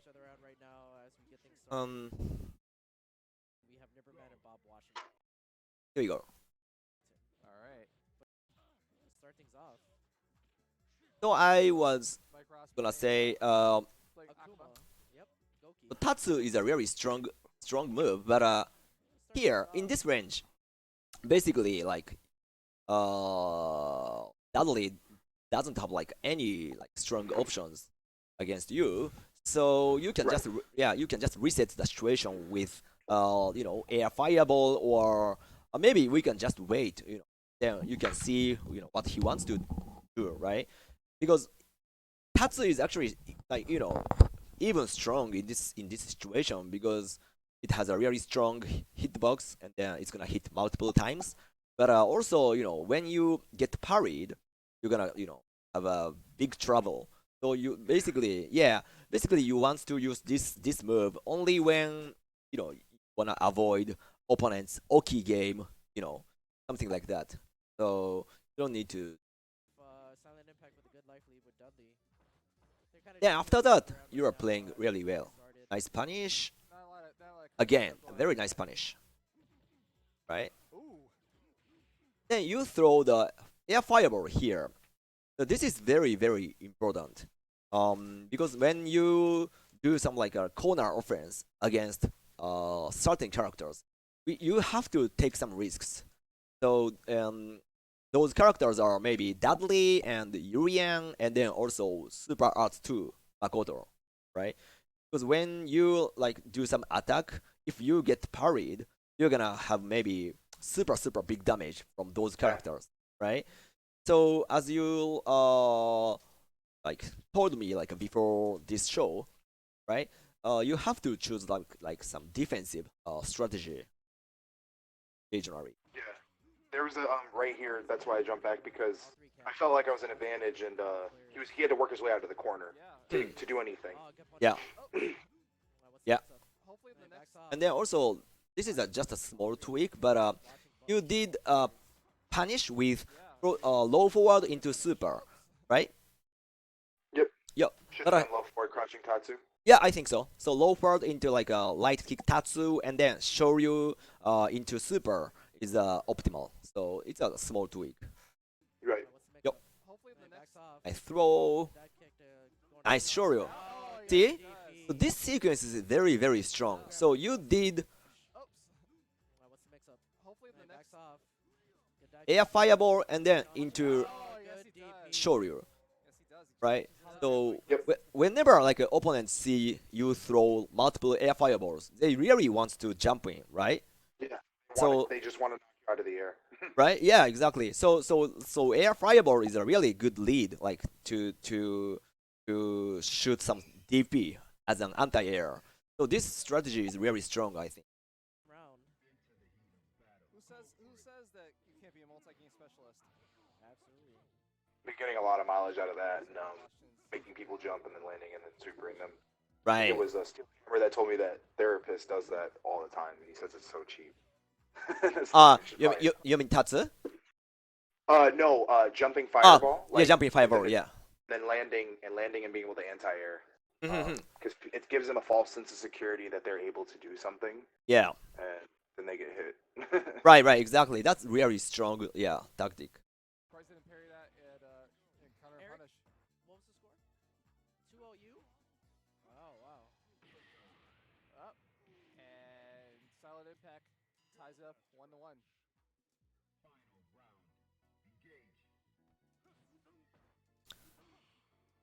Parry coming Nice. So you have already thrown like 4 fireballs so far, right?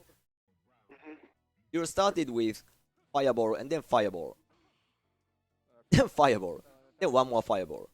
I I think and then you did anti-air. So this is the like ideal pattern, when you wanna fight against big characters. Like I mean, versus Dudley, versus Julian, versus Hugo, right? Like all you need to do is like this very very defensive style, and then only when you have some chance to do some rushdown, of course, you can do whatever you want. But in a neutral situation, and then especially when you have super meter, you really don't need to like commit No need to. Yeah. Yeah, no need to change or press anything. It's really just looking for the right situation and going from there. Yeah. Since Akuma's got so many different ways to land super, it's ridiculous. Yeah. Right. Exactly. Yeah.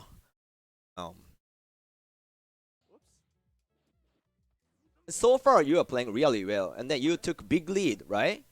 I think even here you could do air fireball. You think so? Just spacing a little bit better spacing. Yeah, where I am saying is after this here.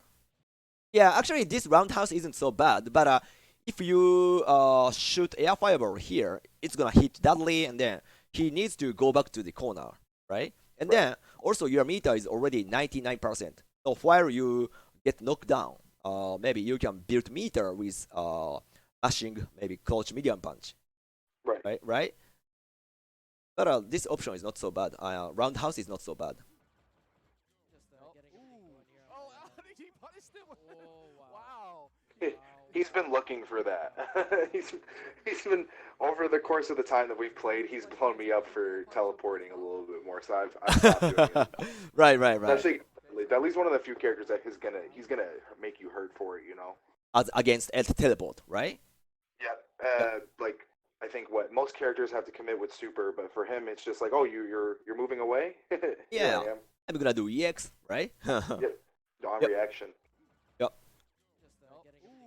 Oh, he punished it. Yeah, actually, so you don't need to do a teleport here. Maybe you can just do back jump fireball again, Yeah, safer option. right? So there is no reason to teleport here. You can just do repeat back jump air fireball because you have big lead, and then because you can do this cheap anti. Oh no, not this one. This anti-air, right? So yeah, again, because you have a good reaction, He's not here to play, but he's gonna get there the is no ball. reason you don't use strategy. Nope. Oh. That was a messed input. Miss. You did just Should've fireball? got fireball. Sure, sure. Okay, sure. That's I it. died for it. Yeah, of course. Yeah, of course. One mistake can kill Goki, right? Hey, that's how it works, right? Right. That's why again, I'm like emphasizing the importance of defensive strategy. Making the right decision every time, playing very well defensively too. Yeah, exactly. I think Akuma is one of the maybe most difficult characters in the game. Yeah. Yeah. Agree. You have to play really precisely, right? And then here, Sometimes you only have what your opponent's giving you. mhm, You really only have what your opponent gives you. yeah, right. Excuse me. Yeah, it's okay. Yeah. And then here, like in the first round, you have already take like a big lead, and then you've got like 80% of super meter. So Yeah. here again, maybe basically you don't need to commit offense, right? So you did like front jump air tatsu here, but I would say since your stamina is almost max here, right? Your stamina is almost max, and then Dudley has only 30%, maybe less than 30%, right? And then he doesn't have like any like super meter. So in this situation, I if I were you, I wouldn't commit to offense. I just do. I maybe I wouldn't do this. Maybe I would just do back jump air fireball again. Right. Because In that it's situation, I put myself in the corner, and it's not. There's no benefit for me to be there at all. exactly, and then you maybe notice that's why maybe you changed the strategy here, right? Because Exactly. It's not. I shouldn't be there. right. So you did like one unnecessary commitment here, but after that you maybe noticed, oh, maybe I don't need to do that, right? This is the right tactic. Again, you just do back jump air fireball, right? This is very smart. This is cheap, but kind of smart. Then also, I think this And I didn't want to do super there only because I knew that like I had a full bar and there was like generally no reason in my head for me to like do it. Like save the juice for the next round right. and use it to the best of your ability. Like there was no reason to try to go for that. I should have tried to chipped maybe, but like you never know what Dudley can do. I've had some bad situations against him. Like sometimes I would just be like, oh, I'm in a good situation. He just kills me for it. So, Yeah, I think you are right. Unless you are like Dudley has you in the corner, you don't need to use super meter in this situation because Right. you can kill him with just one air fireball, right? So of course you need to save your meter for the next round. And then by the way, I don't think you should use this fireball. This fireball is super weak, like in a neutral game. You don't use red fireball. No, never ever. This doesn't work because there is no reason. I can't see any merit to use this one when I'm thinking of using air fireball, right? Yeah. Right. You're just asking for yourself to get jumped in on. Yeah. Sometimes you have to follow the strict rule, when you play this character. So of Yeah. course, sometimes you wanna fool around, but this character doesn't allow you to fool around. So you have to be That's very true. strict. Yeah, it's kind of boring, but it's kind of fun. So yeah, please play strictly sometimes. And then again, very nice anti-air. Apparently lives 10 minutes down the street, which I had no idea. I didn't either. And then here, I think you have the same thought, but I wouldn't recommend to use Dragon Punch or reversal, right? When Right. you wake up, maybe just roundhouse tatsu or medium kick tatsu is almost the same function as DP.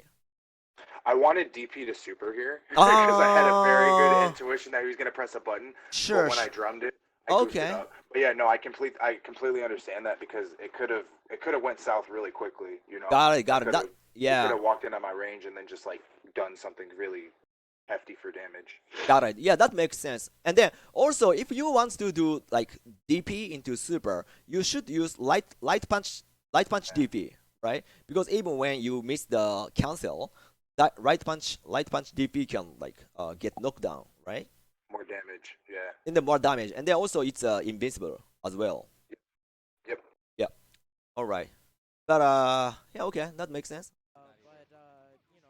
It's hard to keep in contact with somebody who doesn't have social Oh, my life. Yeah, life. So now this is the situation you have to do some rushdown, right? Because otherwise you can never win this matchup. Because that, yeah, Oh yeah, that's another guy that. That's why you see me turn it on immediately. It's like, okay, I gotta do something. yeah. Super Saturdays, which was our first Jazzy event. 2-1. Nice, very nice, very nice. And then also this fireball is very nice. I don't think this is the perfect timing, but it was almost the perfect timing after super. So the benefit Right, this fireball is very safe. I will explain about this fireball later. and the streamer on decks. You But after super, you can do some like a free fireball against any character, which is really With important. varying times of Yeah. when you're gonna let the come out. Sometimes it can be super meaty. Sometimes it's super early. Yeah. oh, he does. So, okay, when we see your match, So so far, whenever you won the round, your winning pattern is basically you take lead like this round, right? You take the lead and then you let them jump in, come on.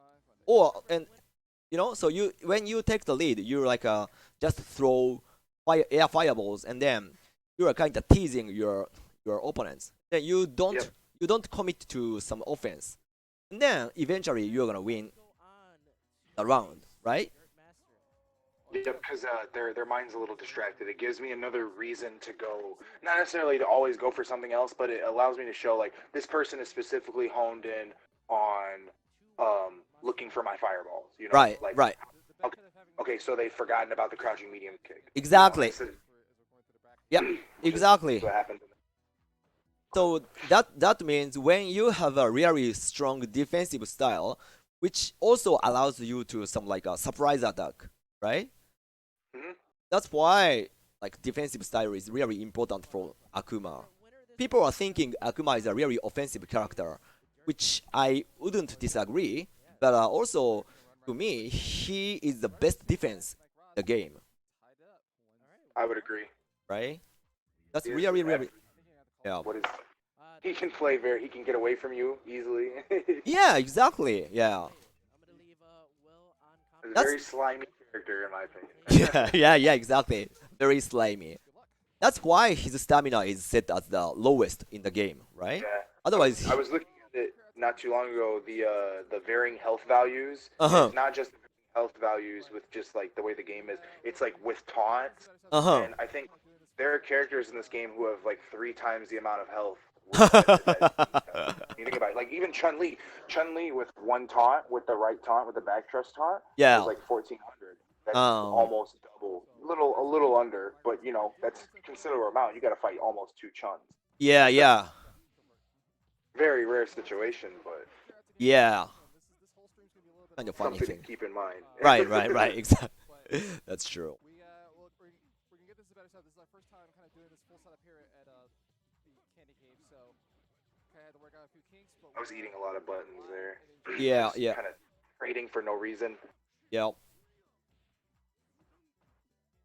So back to the match here. Like Mike Ross did get into the corner, but then loses it on the round. So Silent Impact is on match point. To see if he closes out.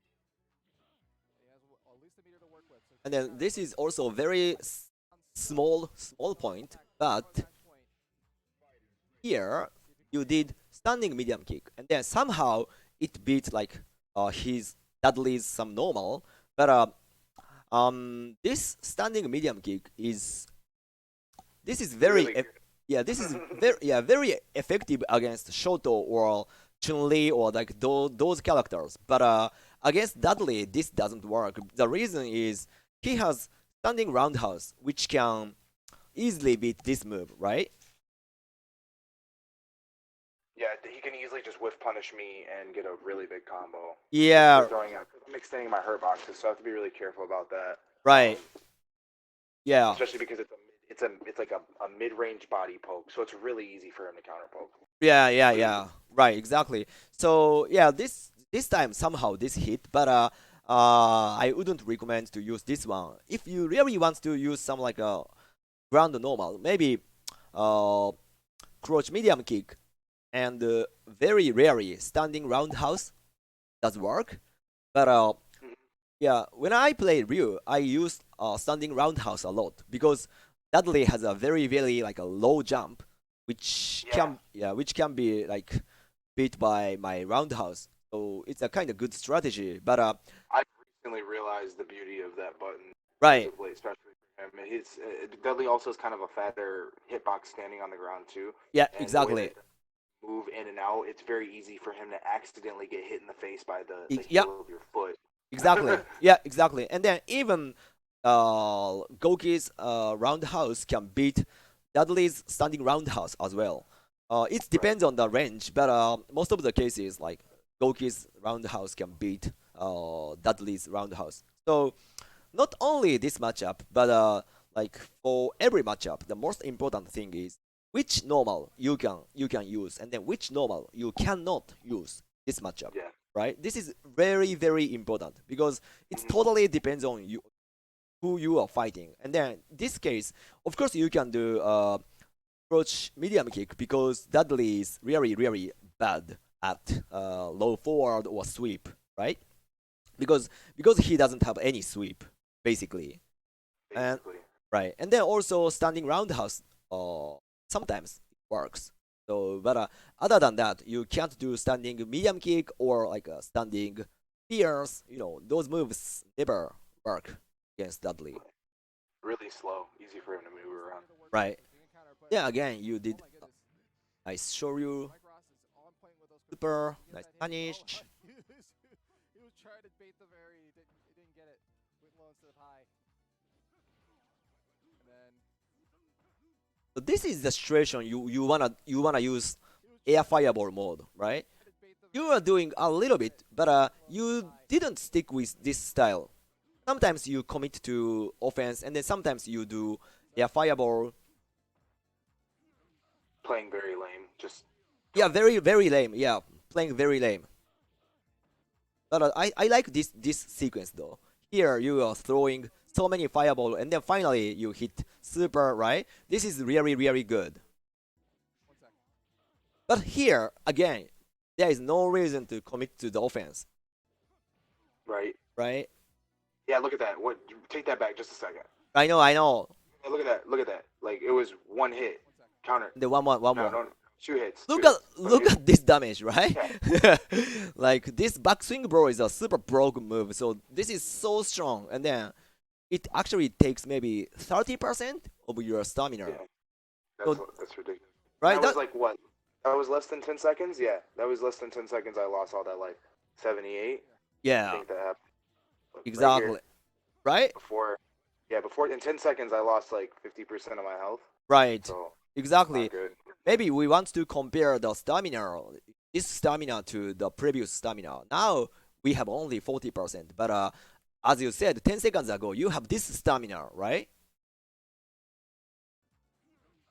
Wait, I'm sorry. They cut out a little bit. Repeat that. Oh yeah, I said yeah. So 10 seconds ago, you had this much of stamina, right? Like 80%. But within 2 seconds, 3 seconds, your stamina is now this much, like less than 40%.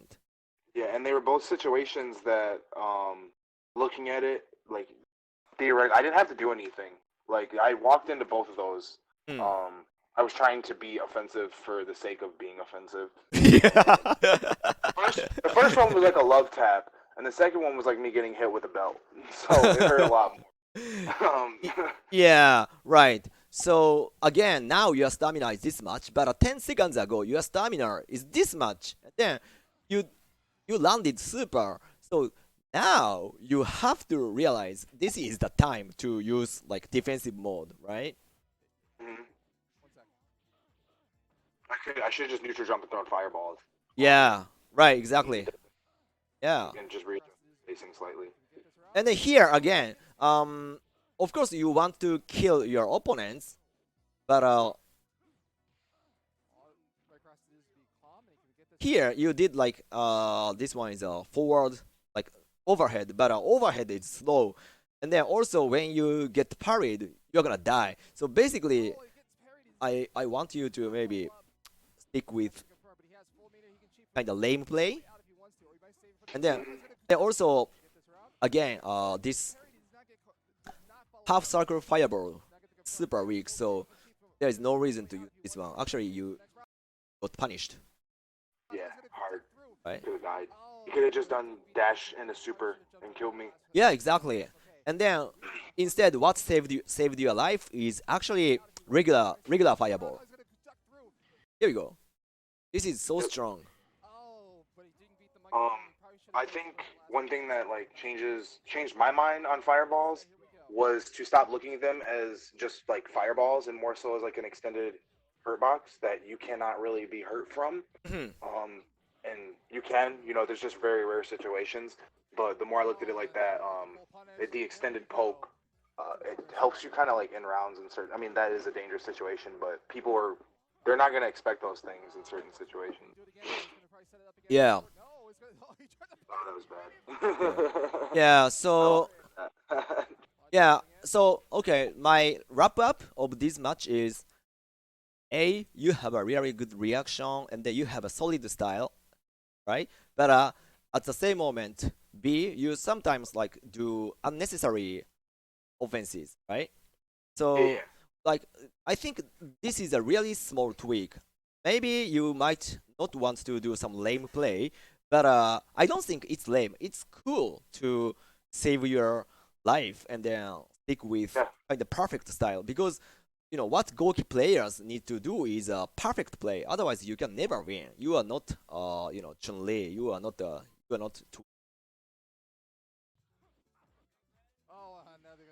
The goal is the 90% consistency. yeah, yeah, right.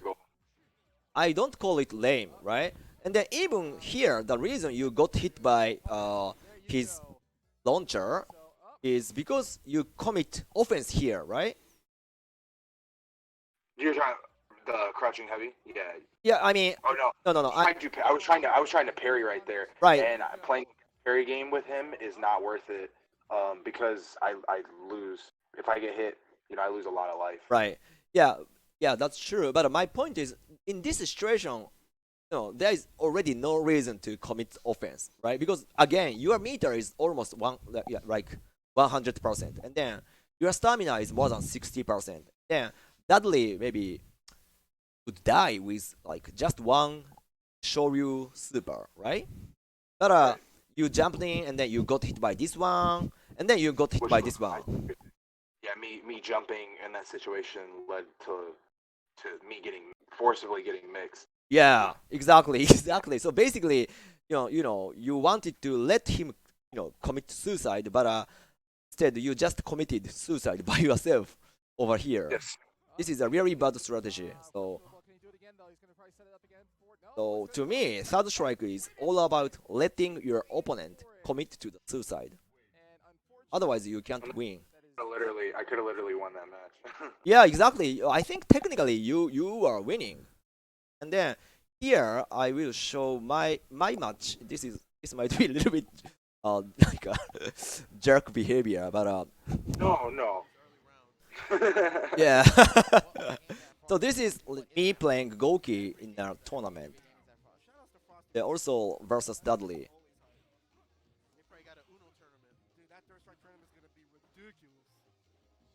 I also had the pleasure of meeting Hardbread when I met Steelhammer at Makai last year. Oh yeah. By the way, Hardbird is a really strong player. That's why I was taking super lame strategy. Yeah, Duke is very good. Very strong, right? I don't want to like. Force Yeah. him right there to parry it all. Yeah. Okay, He's so cheap. yeah, very cheap. So this is the first game, and then let's go to the second game. Maybe you can count how much fireballs I'm gonna throw in this round. See? Okay, so standing roundhouse can beat almost all moves, right? So every once in a while, you can do this one, right? This is very strong. Damn, look at that. Yeah. It's a Kodak moment. Right? And then in this situation, I have already turned into the defensive mode. Look at this. Yeah, that's cheap. That's cheap because him parrying that fireball allows you to hit the ground. Exactly. Yeah. He takes more damage in that situation by he's making himself guess. Right. That's pretty. Oh my god. So cheap. Yeah. And then over here, I'm gonna just do fireball mode. The air tatsu, but after that, I'll do fireball, fireball, fireball, fireball, and then super, right? Yeah, look at that right there. Before you can hit the ground. Right, this one. So this sequence is fucking strong, right? Yeah. Again.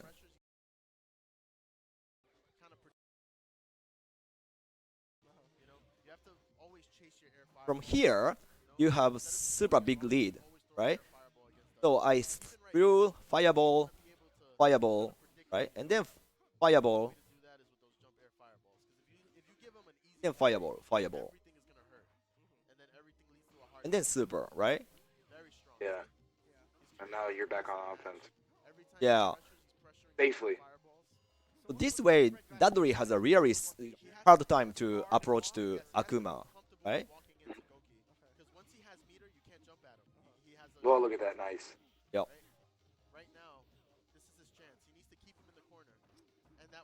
And then actually, I want you to look at this. So here, when I knocked down in the corner, right? You should look at this reversal sign. Look at this. What do you think? Yeah, what do you think I did do?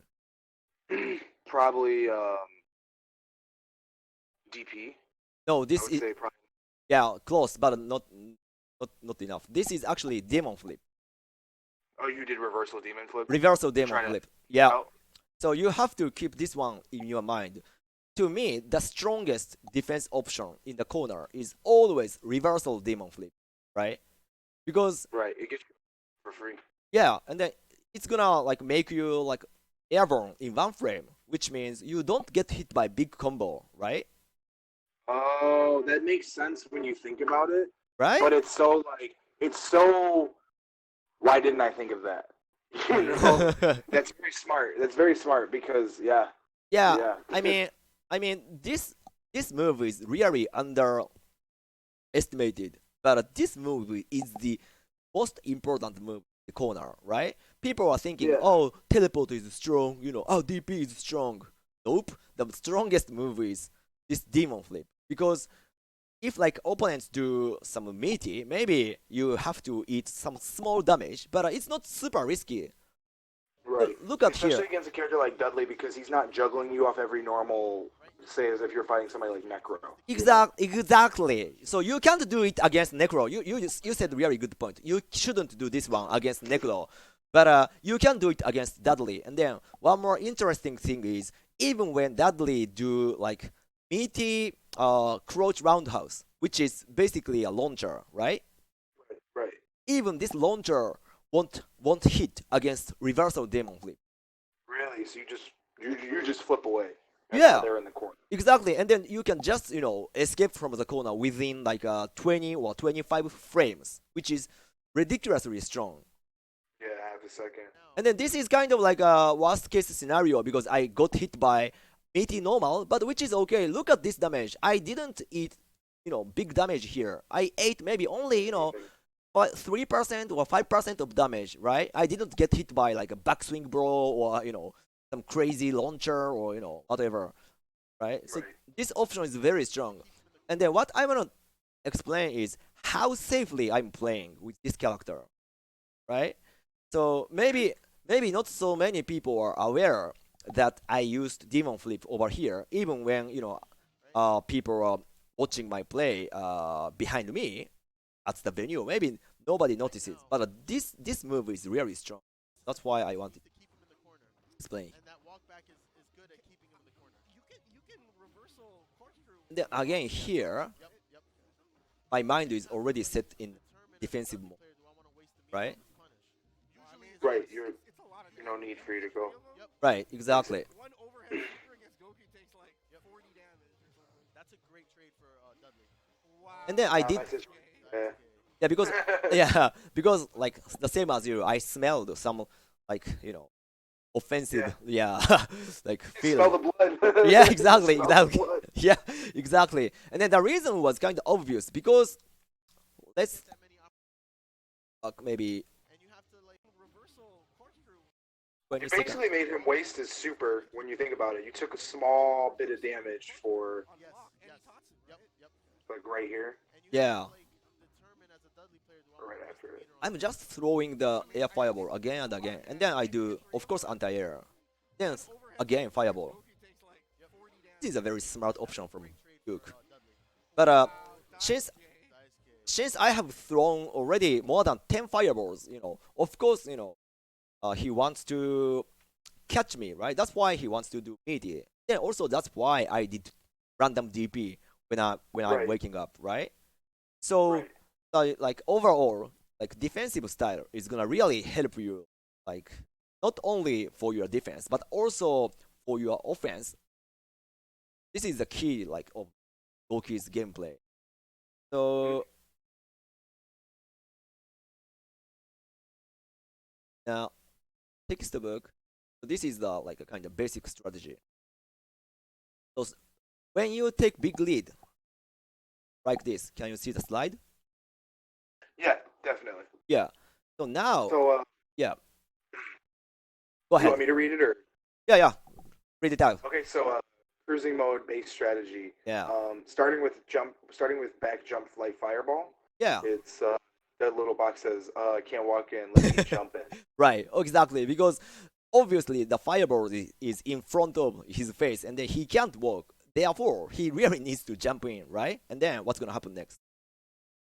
It says one option is let them jump in. Yeah. So Dudley jumps in and he gets anti-aired. Yeah. The second one is let him go back to the corner.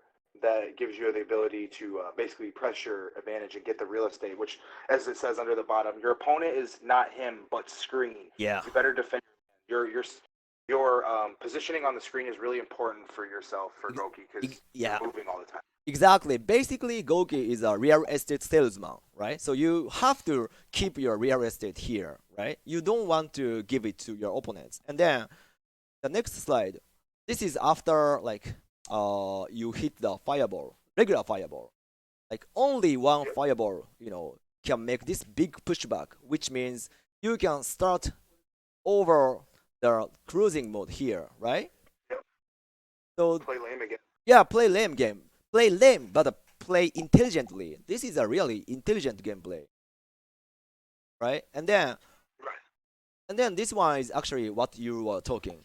So even when they jumped in at the right moment, so of course everybody wants to air parry, but unfortunately, since he has the like absolute anti-air in the game, his air parry doesn't work over here, right? So cheap. Right, so cheap. So that's why I recommend to use this, like I call this mode like a cruising mode. So you have to like enjoy your life as if you're like a cruising ship or something, maybe without Right. any coronavirus. Driving down the highway, shooting air fireballs. Yeah, No, not a care in the world. exactly. Sorry. Yeah, exactly. And then also after super, you can do safe air fireball, right? I will show the video for this. So here. So actually, this is a little bit hard to see because the video starts like in the middle. But the situation is I hit the super over here, and then I chased Dudley with my high jump. Look at this. So we got Daisuke using Goki taking on Hardbrand. Yep. After this, so this fireball, right? Yep. So I did this fireball after super, and then Dudley is doing super. This is not You're reverse. already on the ground. Right, yeah, already on the ground. This is not reversal, but even when he did reversal, you can block this, right? Really? Yeah, you can block. So this option is really strong. So you can use this safe air fireball against any character, right? So whenever you hit the super, what you should do is like you have to start with this safe air fireball, and then you have to input block for a split second, because just in case they do some super, especially when they have super meters, right? Right. This is very strong. Oh, keep that in mind. Yep. Definitely something I'll be working on for these next couple weeks before Makai Cup again. Oh yeah, for sure. I think so. Again, you have really good reaction, and then you have really um you know have like a good foundation. So if you can implement this like cruising mode, maybe your gameplay is gonna really help you much more like easily kind of, and then yeah, you can maybe win more consistently, right? Right. Right. And then also like defense options. So as I told you, so basically yeah, maybe you can read out this summary. Yeah. Yep. So the summary, the most prioritized option for defensive options is Demon Flip. Yep. Which is this allows you to be Fairborn on the first frame. Yep. But I didn't know that. I learned something new every day. Yeah. Which your opponent does perfect meaty, you won't get hit by the combo. Right. So this is insanely strong. So basically, like all the character like having one frame airborne, has a really strong defensive option, right? So there's no reason you don't use this option when you want to escape from the corner, right? Right. Okay. So the next one. If you surely read an opponent's meaty attack, you should block first, then crouch tech if you see the opponent walk in. This can be canceled by Demon Flip, so when the crouch tech gets parried, you're still safe. That's really strong option select in a way. Right. So this is a kind of advanced version of like option one, right? So what I want you to do is, of course, you have to, just block sometimes, but also maybe opponents might want to throw you, and then maybe you will react with crouch tech throw, right? Right. Right, but crouch tech throw has such a big risk in this game, right? Yeah. Right. You can get blown up really easily. Yeah, exactly. So this is a little bit advanced technique. So like execution wise, this might be a little bit hard. But what I want you to do is A, gonna block, and then B, you're gonna do crouch tech, and then C, just in case, you're gonna input demon flip all the time, right? Because Right. when the tech throw happens, demon flip will never come out, so that's totally fine. And then when opponents block your crouch light punch, which is crouch tech, you can just cancel into demon flip, and then the strength show is gonna be the same as the option one, right? Because you're gonna anyways escape from the corner. And if they hit you, you're not gonna take as much damage as normal. Right? Maybe you That's can. Yep. Go ahead. Oh, sorry, no, I was just saying that was awesome. My apologies. Yep. Okay. So this option is very strong, and then even when they do the down parry against your crouch tech, you can like safely escape, because again, demon flip allows you to be airborne in one frame, Wow. right? So that's why I told you he has the best defensive options in the game. This is very strong. And then maybe can you read the third paragraph? Yeah. Yep. One of my favorite moves in the game. Yeah. Also, teleport is very strong. If you have no idea what an opponent would do, Yeah. just do teleport. Right. I kind of agree with this in the situation. Like, and this is if you look back to the match we just looked over, versus Rob. I mean, of course, I did do teleport at the end of the game, and they got me killed. But if they don't punish your teleport, you have really no reason to stop. Especially because when he's close to the corner, you can just kind of teleport in and recover a lot faster than people expect you to. So Right, exactly. definitely a very strong option. Very, very strong. Right. Especially like for opponents when they read your teleport, they have to just focus on teleport if they want to punish when you are in the corner, right? The typical like solution against teleport is you're gonna stand maybe 2 characters or 3 characters away from Goki, and then you're gonna wait for the teleport, and then you're gonna chase with maybe front dash or some like a dash punch, whatever. This is the like a Special move. yeah, dash. Super. Right, exactly. Super teleport. Depending on who it is, it really depends on who you're fighting. And in this situation, I think Dudley might be the best character in the game. Exactly. Punish teleport. Exactly. That's why I didn't use teleport against him. That's why I used demon flip instead of teleport. Which is, it's amazing that's works so well. Right. Yeah. Isn't it a kind of mind blowing idea, right? Right. Not to mention the fact that you can drum the inputs for demon flip. I don't know, doing teleport sometimes it doesn't come out because of the way that this game handles multiple inputs at the same time, and it's been like life or like when it comes out it's great, but sometimes it doesn't come out and you die for it. So there are times where I kind of forget about it, but that's demon flip's a lot better to drum it. Honestly, I could drum that and be able to get like 6 different inputs. Yeah. To get out of the corner. Right. Yeah. Exactly. Yeah. And then for opponents, what is the like most difficult part is if they read like one of those options from you, they really have to focus on one option, right? Because when you read teleport, you have to do some like a specific anti-teleport solution, and then when you read your demon flip, the opponents read your demon flip, they have to do like some specific anti-demon flip solution, which is basically back jump roundhouse or something, right? But obviously, back jump roundhouse doesn't cover your teleport, right? Right. So that's why these options, like I would say this is almost like a option list. So this option list is very, very important for Goki. And then can you maybe read out the last like final paragraph? Yeah, give me 1 second. So it says, finally, if you want to reversal and do not DP, medium kick versus heavy kick Tatsu starts up in 3 frames, which is the same as Ken's leg DP, and you do not take unnecessary risk with Goki. One last thing I'd like to add is virtually, depending on what character you are, medium kick Tatsu is just about safe. And you can space heavy kick Tatsu to be safer.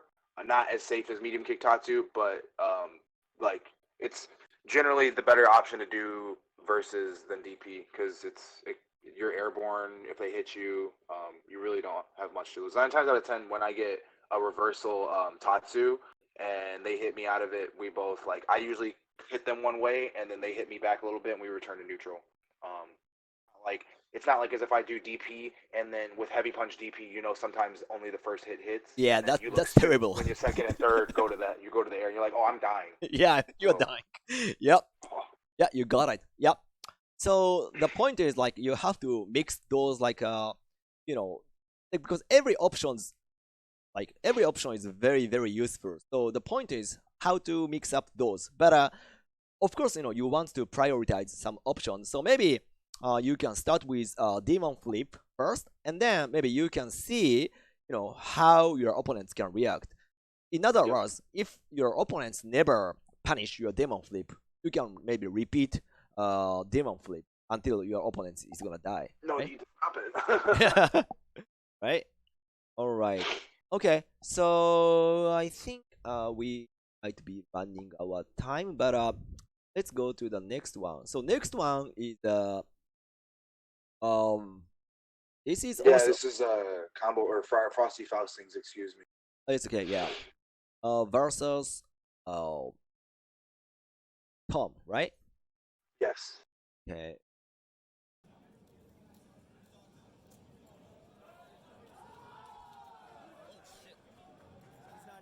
look at this retro feeling. um.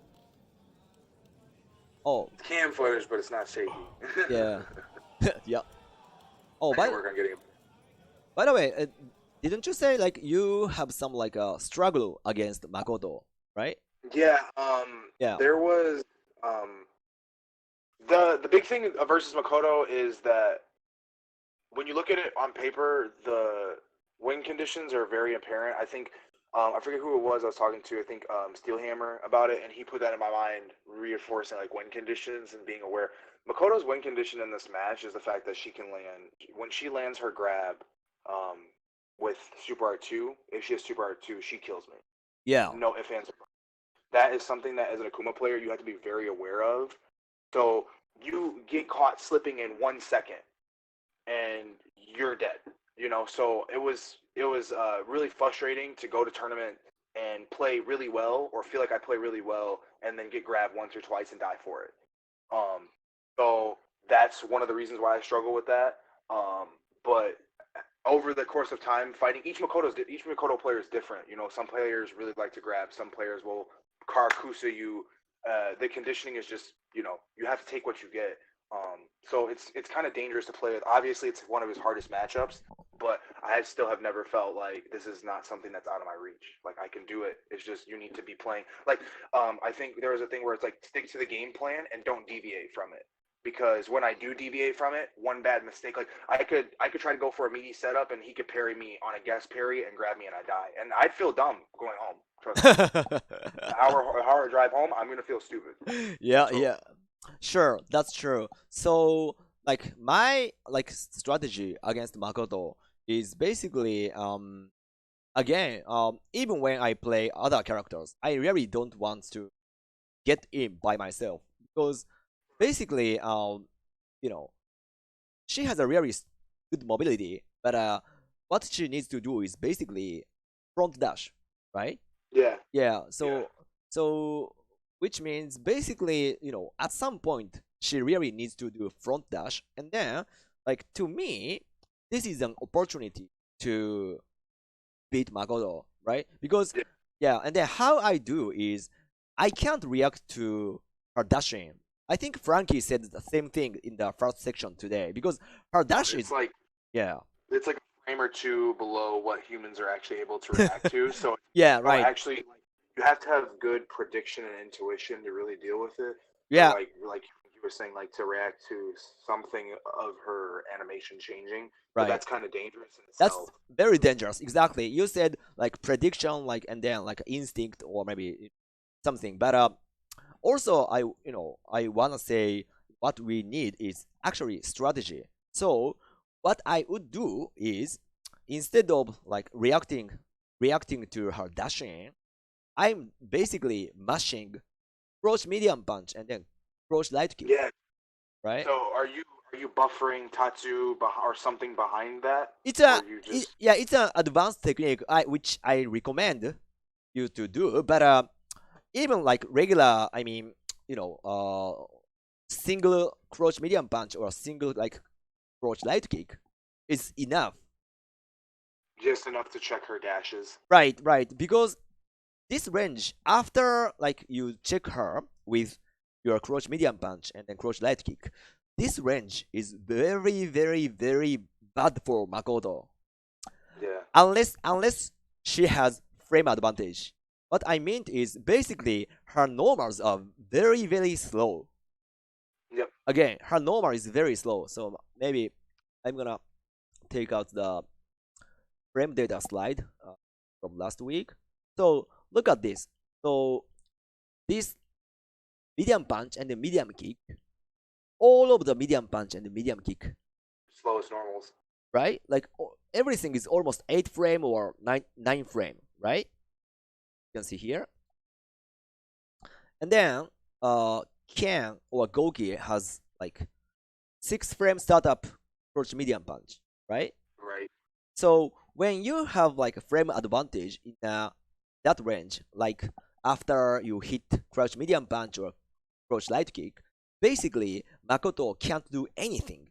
So that is where you want to do some mix up between para throw and maybe Yeah. like other normals, maybe stand. Low high, Yeah, forcing her to try to guess parry sometimes. right. So what I'm saying is, you want to take advantage of maybe her dashing, right? Because if you can check her dashing, basically, which Yeah. means she is committing suicide, right? And then Yep. if you can't like shut down her dashing, which means basically, you're getting close to death. So my basic strategy is mashing crouch medium punch and then crouch light kick to stop her. Okay? This is a very kind of universal idea when you play against Makoto. Alright, so let's check the video. He's not even good. He can't even keep his fucking recording set up straight.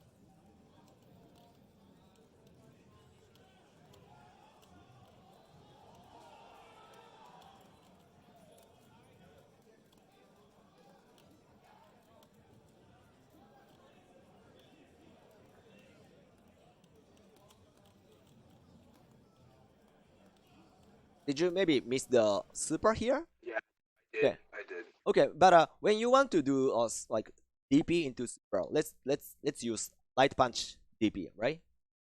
Like is more mileage, invincible, and Yup. only one hit. Yup, exactly. Again, so there's no reason to fierce DP here.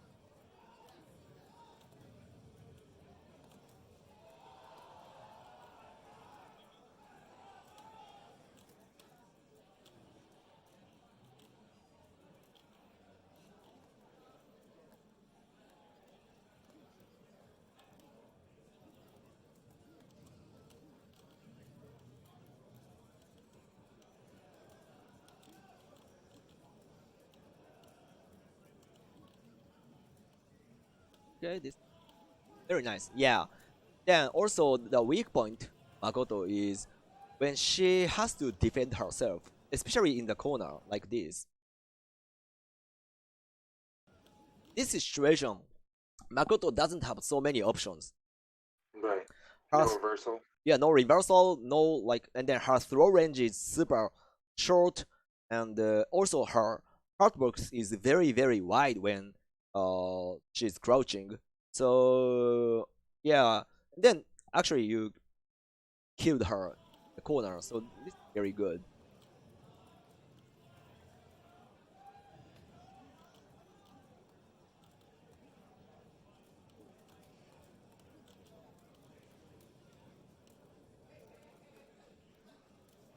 Nice super. Yeah, again here, after this, as I told you, maybe I would recommend you should do air fireball after this, right? Right. Because in that situation, you can force her to defend herself, and then also because she doesn't have meter yet, basically you can do some like a rush down, right? Mhm. This situation. Basically, I'm guaranteed to get a setup from there, pretty much. Whether that be me going for a mix-up or me being safe. Yeah, I yeah. should manage. Yep.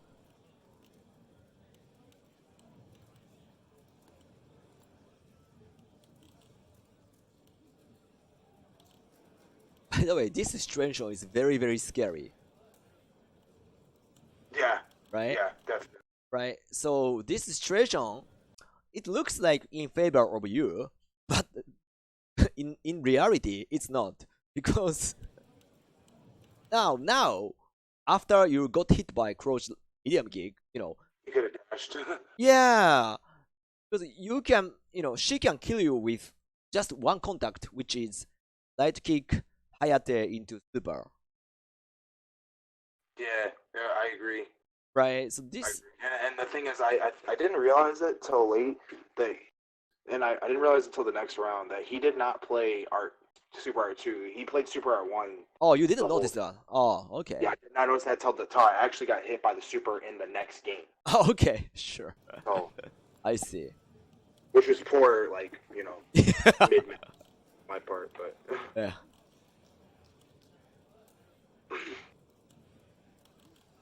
Yeah.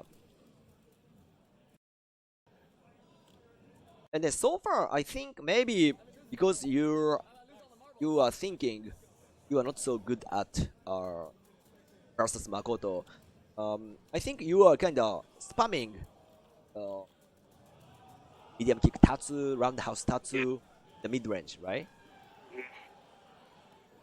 So maybe it could be a good idea to start using approach medium punch. Yeah, especially right there where he parries all like almost all the hits. I think when I look back at this, as much as I can remember how my mind was thinking, I was having a feeling that he was forcing himself to parry in certain situations, and that I could get a lot of mileage out of that. But it was really like me rolling the dice in favors that like it worked out in the first game, and it doesn't work out so well after that. Right, right, yeah. Because like I had listened to some people in the crowd, which I will personally never do, but that is, I'll never do that. Yeah, I think you should follow your instinct. Yeah. Yeah, 100%. Yeah, so basically what you have been doing, like spamming like so many tatsu, and then of course it's kind of strong, but a problem here is when you hit tatsu, damage is this much, right? So basically like 3% or 5% of her stamina, right? A lot. So tatsu is very annoying, but the problem is it doesn't have so big damage. Then you do again here, okay, 2 tatsu, 3 tatsu, right? And then finally you took this much of damage, right? Yeah. And then 4 tatsu, 4 tatsu took this much damage, and then here one mistake can take like half of your stamina over here, right? Yeah. And then which means basically if your tatsu gets parried, maybe you're gonna lose maybe 30%, 40% of your stamina. Even more die. Right. So that's why I wouldn't recommend to use like tatsu, especially the mid range. Okay. It's very good when you are in the corner, but in the mid range maybe you can work on other good tools like crouch medium punch or something. That way maybe you can win much more consistently. Right. I really want good players to win consistently. Okay. If you are a bad, right, makes sense. Yeah. If you are a bad player, maybe you can do whatever you want. But if you are a good player, maybe you want to win consistently, not randomly. I completely agree. I completely agree. That's why I didn't list up parry in the defensive options, right? You don't need to do parry when you have to defend yourself. Right. Parry is such a bad idea. It's a guessing game. I think one thing that changed my mind on parry randomly was that like when you look at it, parry versus DP, it's that Dragon Punch actually is a better option to do versus parry. Like not saying versus parry, but like when you look at them both, because Dragon Punch only loses the blocking. Parry is you're guessing essentially. Like it loses to either high, low, or throw. So and it's a Rochambeau, and it's like one of those things like guess parry is not. You can guess parry, you can offensively parry or defensively parry in ways than just like, oh, I think he's gonna do this, because he's not gonna always react that way at the same time. So yeah, that makes sense. So here, like, of course, finally, like Tom just read your tatsu, right? And then when you get parried, what's gonna happen is basically you're gonna lose 30% of your stamina, and then you have to go back to the corner, right? So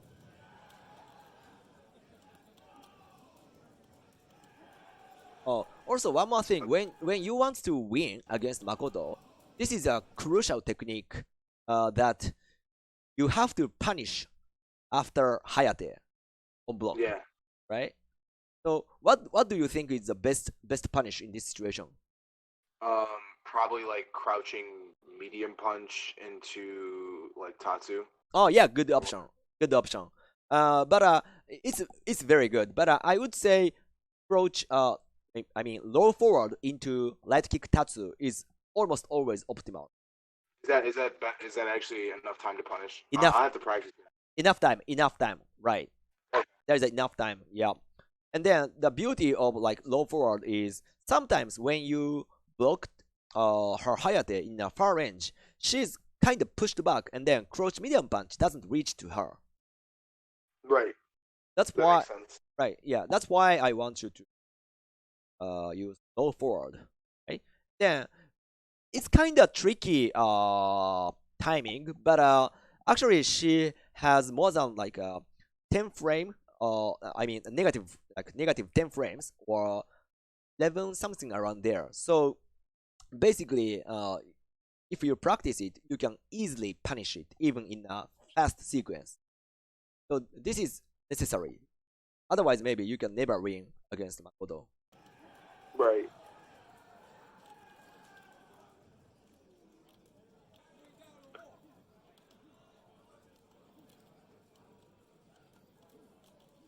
Nice rush down.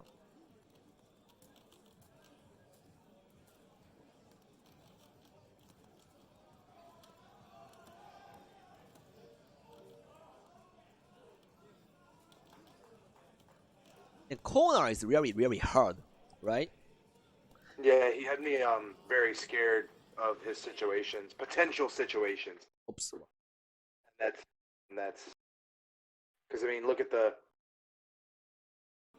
start of the round is what time? This took like almost 30 seconds for him to just finish this. Yeah, maybe from here. Very short period of time. I could have played it a lot lamer. I had a bar a meter, wasn't used it. Yeah.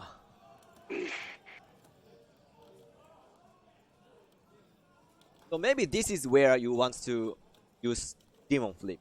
So at first you did teleport. Not here.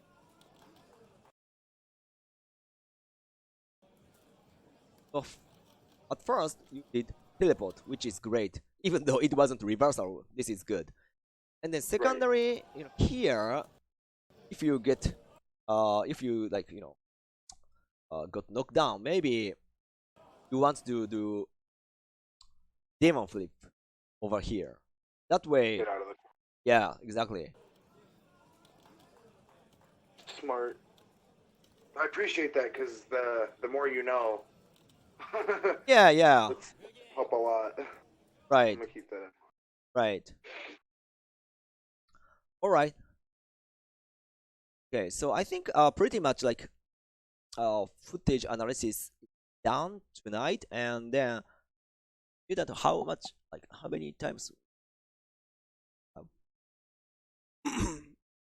I think we're ending probably close to the end of this, but take as much time as you think, guys. Can. Okay, okay. So just one more tip. Okay, so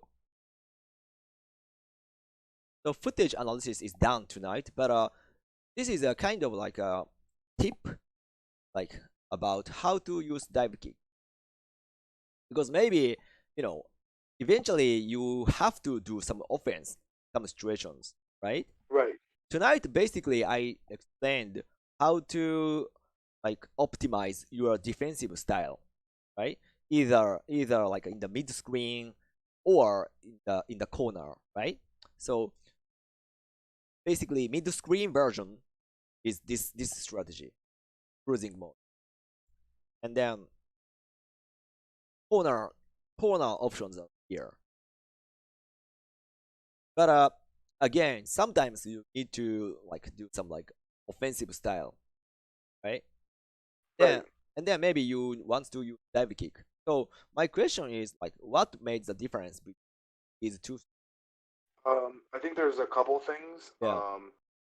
One being the fact that they're in the second slide the opponent's crouching. So the dive kick's gonna be hitting a little bit lower into the hitbox. Yeah. And it's gonna allow you to combo. Yep. Not to mention crouching damage is you get more damage.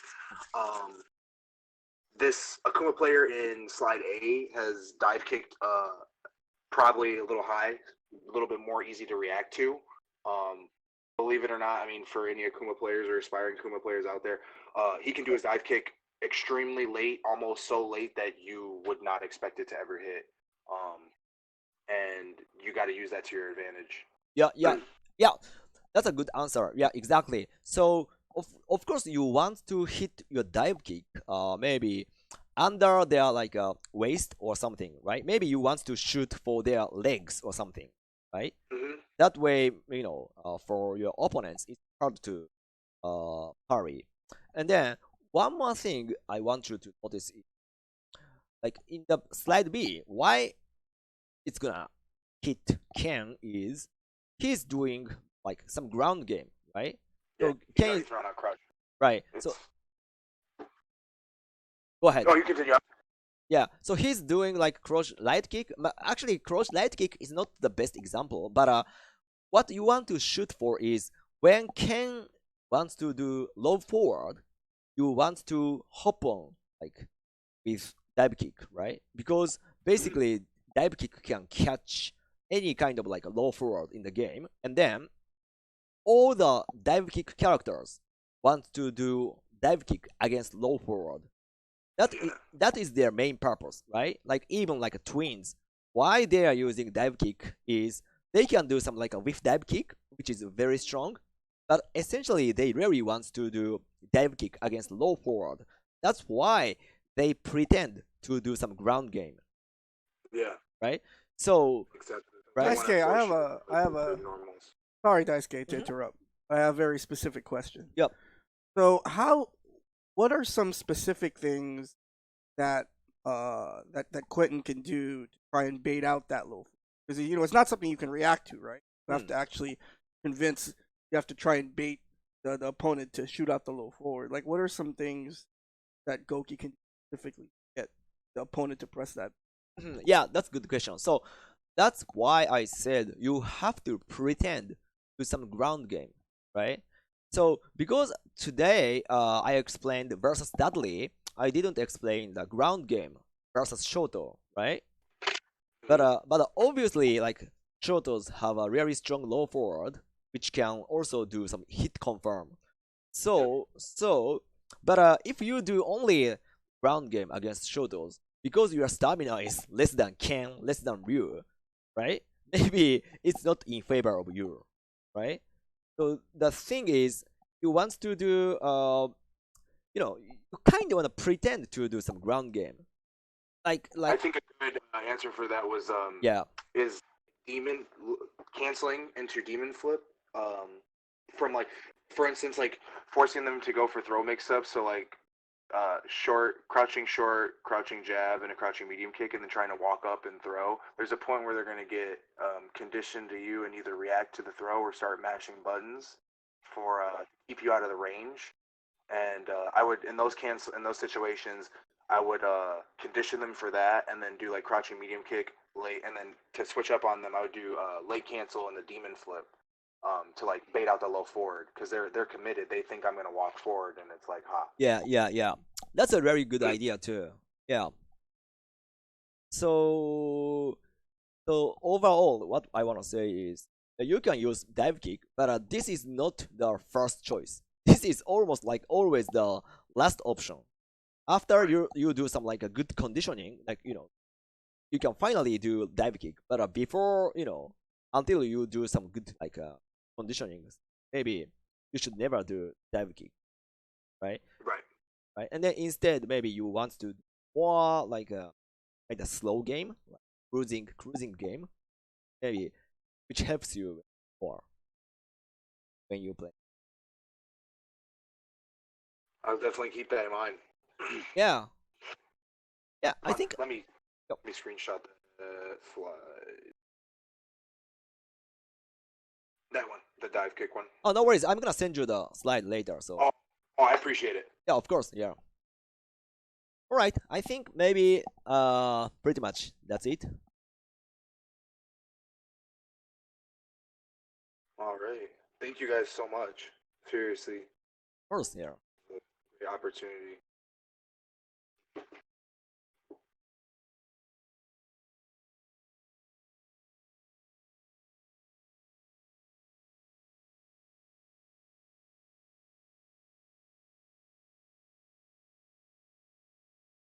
Sorry about that. All right, guys. Sorry about that. So thanks again. We'll do this again. Thanks again, Quentin, for coming on the stream. I hope that the information that you got tonight is going to help you in the next tournament. And We'll definitely see. yeah. And speaking of Masters and Mackay. yes, Yeah. speaking of Jazzy, I don't want to look too far ahead, Quentin, because I know you still got a lot of the season left. But I thought maybe now was a good time to announce something very special that could potentially go down at the Jazzy Circuit finale. I think Quentin is sort of starting to understand what I'm is starting to pick up what I'm throwing down here. Yeah, definitely. And so I'm not really sure how this idea started. Perhaps it just started organically, or perhaps something may have happened recently in regards to a certain Chicago player doing quite well at a recent Austin tournament. But apparently, we have a new stretch goal for the Jazzy Circuit finale. And so if you'll notice here, if the community can get us to $1,250 in the prize pot, we will unlock a regional showdown of epic proportions. And that's what I'm talking about. I'm talking about Austin versus Chicago. Team exhibition at the Jazzy finale. I don't know how this started, but I think it's going to be pretty sick. And so, Hey, man. Quentin, I know you've known about this for quite some time. And so, are there any details you can share with us about this Austin versus Chicago exhibition? I can tell you from the Chicago side that I'm doing everything in my power to get the right people to go. Because that's really what that boils down to. Okay. I'm not saying that there aren't people in Chicago, like we don't have strong players, because I think we definitely do have this plethora of players. But there are obviously people who need to be there. And I think Will is one of those. And Adam is one of those too. So I'm definitely doing everything in my power to make sure that we have enough people to get this 5v5 going. I don't know who said what. I just know that we were talking about it, and flights were cheap. Thank you to the coronavirus or whatever's going on. I'm going to Jazzy now. So flights are really cheap. I tried to press the guys, and I said, hey, look, for $100-something dollars, you can't beat it. You really can't. Chicago to Texas, it's a weekend of fun. And we gotta do this, man. Chicago players need to travel more. Like I see every other region has something going on. I feel like we're not being looked at like that, but we have some amazing talent that just needs to go. Whether that be like part 2, Will, Big Red is like several people I heard over the weekend. They told Big Red, they said you're one of our favorite players to watch, not just to watch, but to play against. And I want other people to experience the pain of Big Red. So, well, we'll see what happens. Well, Daisuke, you've obviously been to both Chicago and Austin. Yeah. And so you have a good idea of how well these two scenes might stack up. Oh, yeah. But Exodus in the chat, welcome Exo, asks a very good question, Quentin. And so his question is, if Al decides to go to the Jazzy finale, what team will he be on? I think there's a couple situations that you run into, not only just Al, but Quentin. Okay, so this isn't the answer I was expecting. But the answer I was expecting was Al is on Team Chicago. That's what I was expecting. I would think that was the answer I was expecting. I want to say that, but I don't. Honestly, I don't know. I think Al would do Team Chicago. Quentin is Chicago. Quentin is Chicago too. It's not where you physically are. It's where the heart is. Where the heart is. Where the heart is. So, I don't know. I think I think Al and Quentin and Q. You're talking about Q, right? I think Al and Q probably should talk. But anyway, hey man, as long as you guys got Adam, as long as you guys got Dirt Master, and so what do you think, Daisuke? Austin versus Chicago. Are you excited to see this exhibition? Of course. I must see that. Yeah. Oh, sorry guys. We're having some.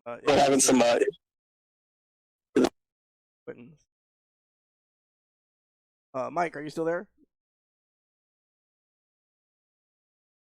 So I think I think Quentin's Discord crapped out again. But in the meantime, once again. Oh. But again, once again, guys, in the meantime, definitely check out that match Areno. Remember, we have a brand new stretch goal. We're not that far away. We're only about $100 away from that next stretch goal. Who wants to see Austin versus Chicago team exhibition? Donate to that match Areno, and we'll be sure to make time for that pretty hype regional showdown. All right, guys, and so we're gonna take another really quick short break. And then we'll be back to wrap things up on this edition of 3S Night School. Go anywhere, guys.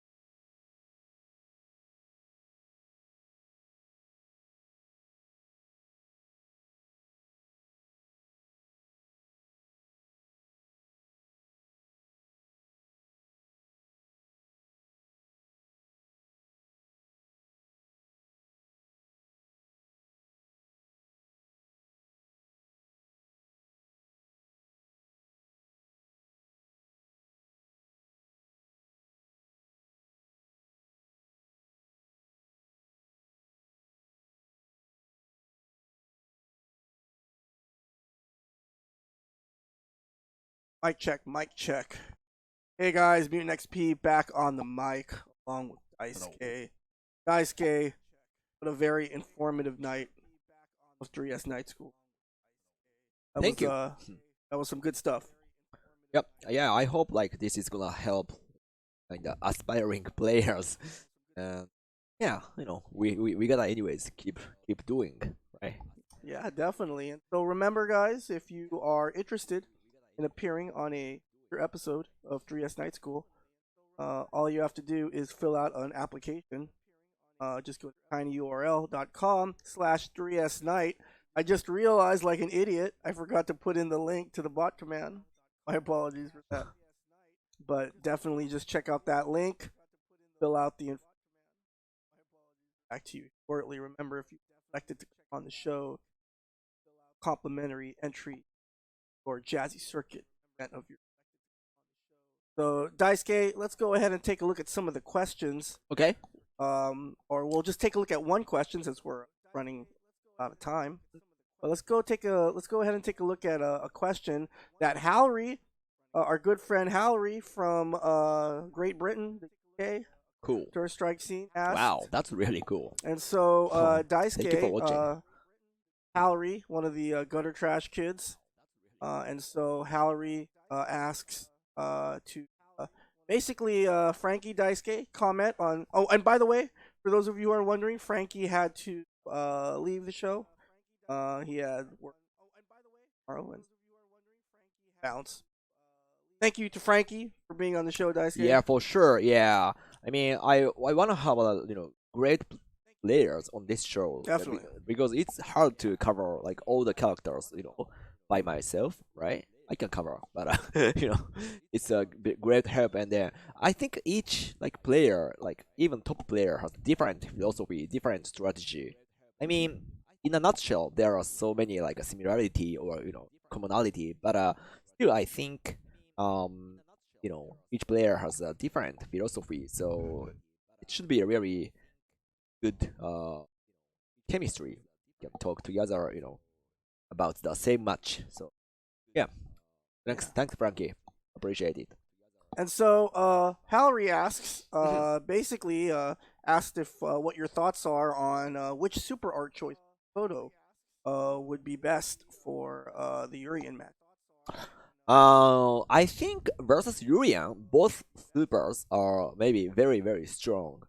I mean, of course. So my ultimate answer is maybe it's up to your choice. The reason is yeah, of course, Tosa SA2 works very, very well against Urian, because even when Urian is right behind the timer, as we discussed tonight, Super 2 can connect from Karaksa Stunning Fears. So basically, it's very strong. But also, I think Super 1 can enough maybe make opportunities for Makoto to because whenever you have a meter like Super 1, it's a really, really big threat for opponents, right? So I would say I think ultimately it's up to choice. Yeah, I don't know. This could I don't know if this could be the answer, but I think yeah, both are fine. Mm-hmm. Yeah, when I think about that decision, What do you think? At first, I used to think that SA2 might be the riskier super against Urian, because when you think about position-wise, like you were saying, Daisuke, when you think about the position on the screen that Makoto has to be in order to land that command grab or Super combo or whatever that combo, that's almost like the space on the screen where Urian wants Makoto to be at too. Sure, if that's that true. makes any sense. Yeah, that's true. So I always thought maybe SA2 might be the riskier, because the places where Makoto wants to be to land the 100% is the same place where Urian wants Makoto to right. try and push in the That's corner. true. That's true. But at the same time, I was thinking also the Urian player has to be very, very, very technically sound. Like, the the Urian player has to not make very few mistakes in their if they choose to use the Aegis in the neutral, right? And that's why I think when you're fighting Makoto, especially a Makoto with SA2, and you know what I mean when you use mirror during the neutral, like like for pressure, block string, like crouch fierce, fireball, super, or maybe knockdown Aegis, those type of tactics. You have to be very careful when you do that against Makoto SA2, because if you're not if you're sloppy and your timing and your positioning is not exactly right, Yeah. it's over for you. Right. So I don't know. And then for me, SA1 is so strong. Yeah, Right? hard Like S1. against anyone really, it's so strong. Yeah. Hard S1 is maybe I think one of the best supers. And Urian's stun meter isn't that long, Not so long. so Makoto can stun Urian. There's stun danger with SA1 against Urian. So I don't know. All I know is Daisuke, if I could do SA2 and I have maybe 99% success rate, I will always use SA2. That's for sure. Because it's fun, right? Because it's guaranteed. Yeah, No. yeah. I think maybe it's maybe common sentiment of the SA2 players. If you can land almost 100% every time, maybe you can pick up SA2 against like almost all characters. Maybe that's the thing. And then also SA1 is very strong too. So that's why maybe it's up to you. I think. Yeah. But this is why that's a good question. Yeah, It's one of those exactly. things that, that's been a debate for the longest time. Maybe ever since even the days of Jay Makoto. Remember Jay Makoto? Yeah. Very historic Makoto player. Yeah. There was always those questions. Right. SA1, SA2. But applying it to the Urian match, it makes. Yeah, very good question. Thank you. Thanks so much. So, guys, before we get out of here, just wanted to let you guys know that our next 3S Night School stream, excuse me, is scheduled for Sunday, March 22nd, guys. Cool. And so, I believe on that next, have we confirmed who the next guest veteran is going to be? Now I'm confirming. You're confirming? Okay, Yeah. so Daisuke, would you like to announce who our guest veteran for our next edition of But 3S for Night sure, School? yeah, it'll be a really great teacher like tonight. So, yeah, Okay. I'm excited. So, but we're not going to reveal the name? Not yet? Not really. Okay. Maybe definitely not Steve Hammer next time. But maybe next time. Oh, I'm sorry, guys. Ooh, Daisuke. Oh no, yeah. I mean, because maybe next time we don't dissect Urian. That's why, Yes. right. Of course, when we're gonna dissect Urian, Oh, I okay, would that's love to why, have okay. Steve Hammer. So Okay. Not quite my Okay. technique. But I think we can confirm who our who the Third Strike players are going to be. Right? Yeah. So on the next episode of 3S Night School, we're gonna have another Chicago player. This time an Ibuki main. And so we are going to be welcoming Yogurt Brain on the next edition of 3S Night School on Cool. Sunday, March 22nd, as well as another local New York player that you have been working with very closely, right? Who is that? And we're talking about Bubbles. Bubbles. Bubbles and Yogurt Brain. Wow. It's gonna be a very interesting 3S Night School. Yo. So Mutant, does it mean I need to explain Ryu? I think so. Really? I think so. Do Wow. you know how to use Ryu? A little bit. A little so bit? Basically, What super do you use? Yeah, of course, you can use the, you can play the baseball game with Super 3, right? Which is the strongest super, so I will practice Super 3. Super 3. But actually, Bubbles doesn't use Super 3. He's like a New York, he's one of those like new bloods. He has a really good sense, and then he's using Super 1 Ryu, which is very, very rare, in this scene. So Instead of baseball, that's dodgeball, right? Or I don't know. maybe I don't know. Maybe the best analogy. softball. I Softball. think. Yeah. Softball? I thought SA1 was dodgeball, but okay. So yep. So yeah, once again, guys, next episode of 3S Night School, Sunday, March 22nd. That's 2 Sundays from now. Definitely check us out around the same time. Perhaps we'll try to start a little earlier. We'll see what happens in the next stream.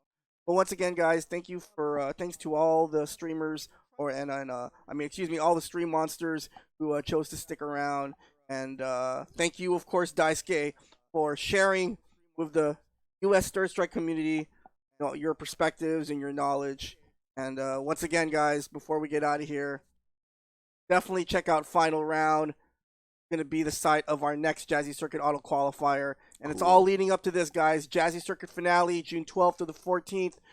3 days of Third Strike. You can donate to the Match Arena, jazzycircuit.com. Remember, today we just announced a new stretch goal, Austin versus Chicago. We're only $100 away from that stretch goal. Definitely consider donating and making finale hype. And once again, if you want to know more about the Jazzy Circuit, follow our social media platforms at the Jazzy Circuit on Twitter. We also have our Smash page, our official league page, smash.gg/Jazzy Circuit. All right, guys. And so thanks again for tuning in to 3S Night School. And we will see you on March 22nd. Again. Later, guys. Thanks, guys.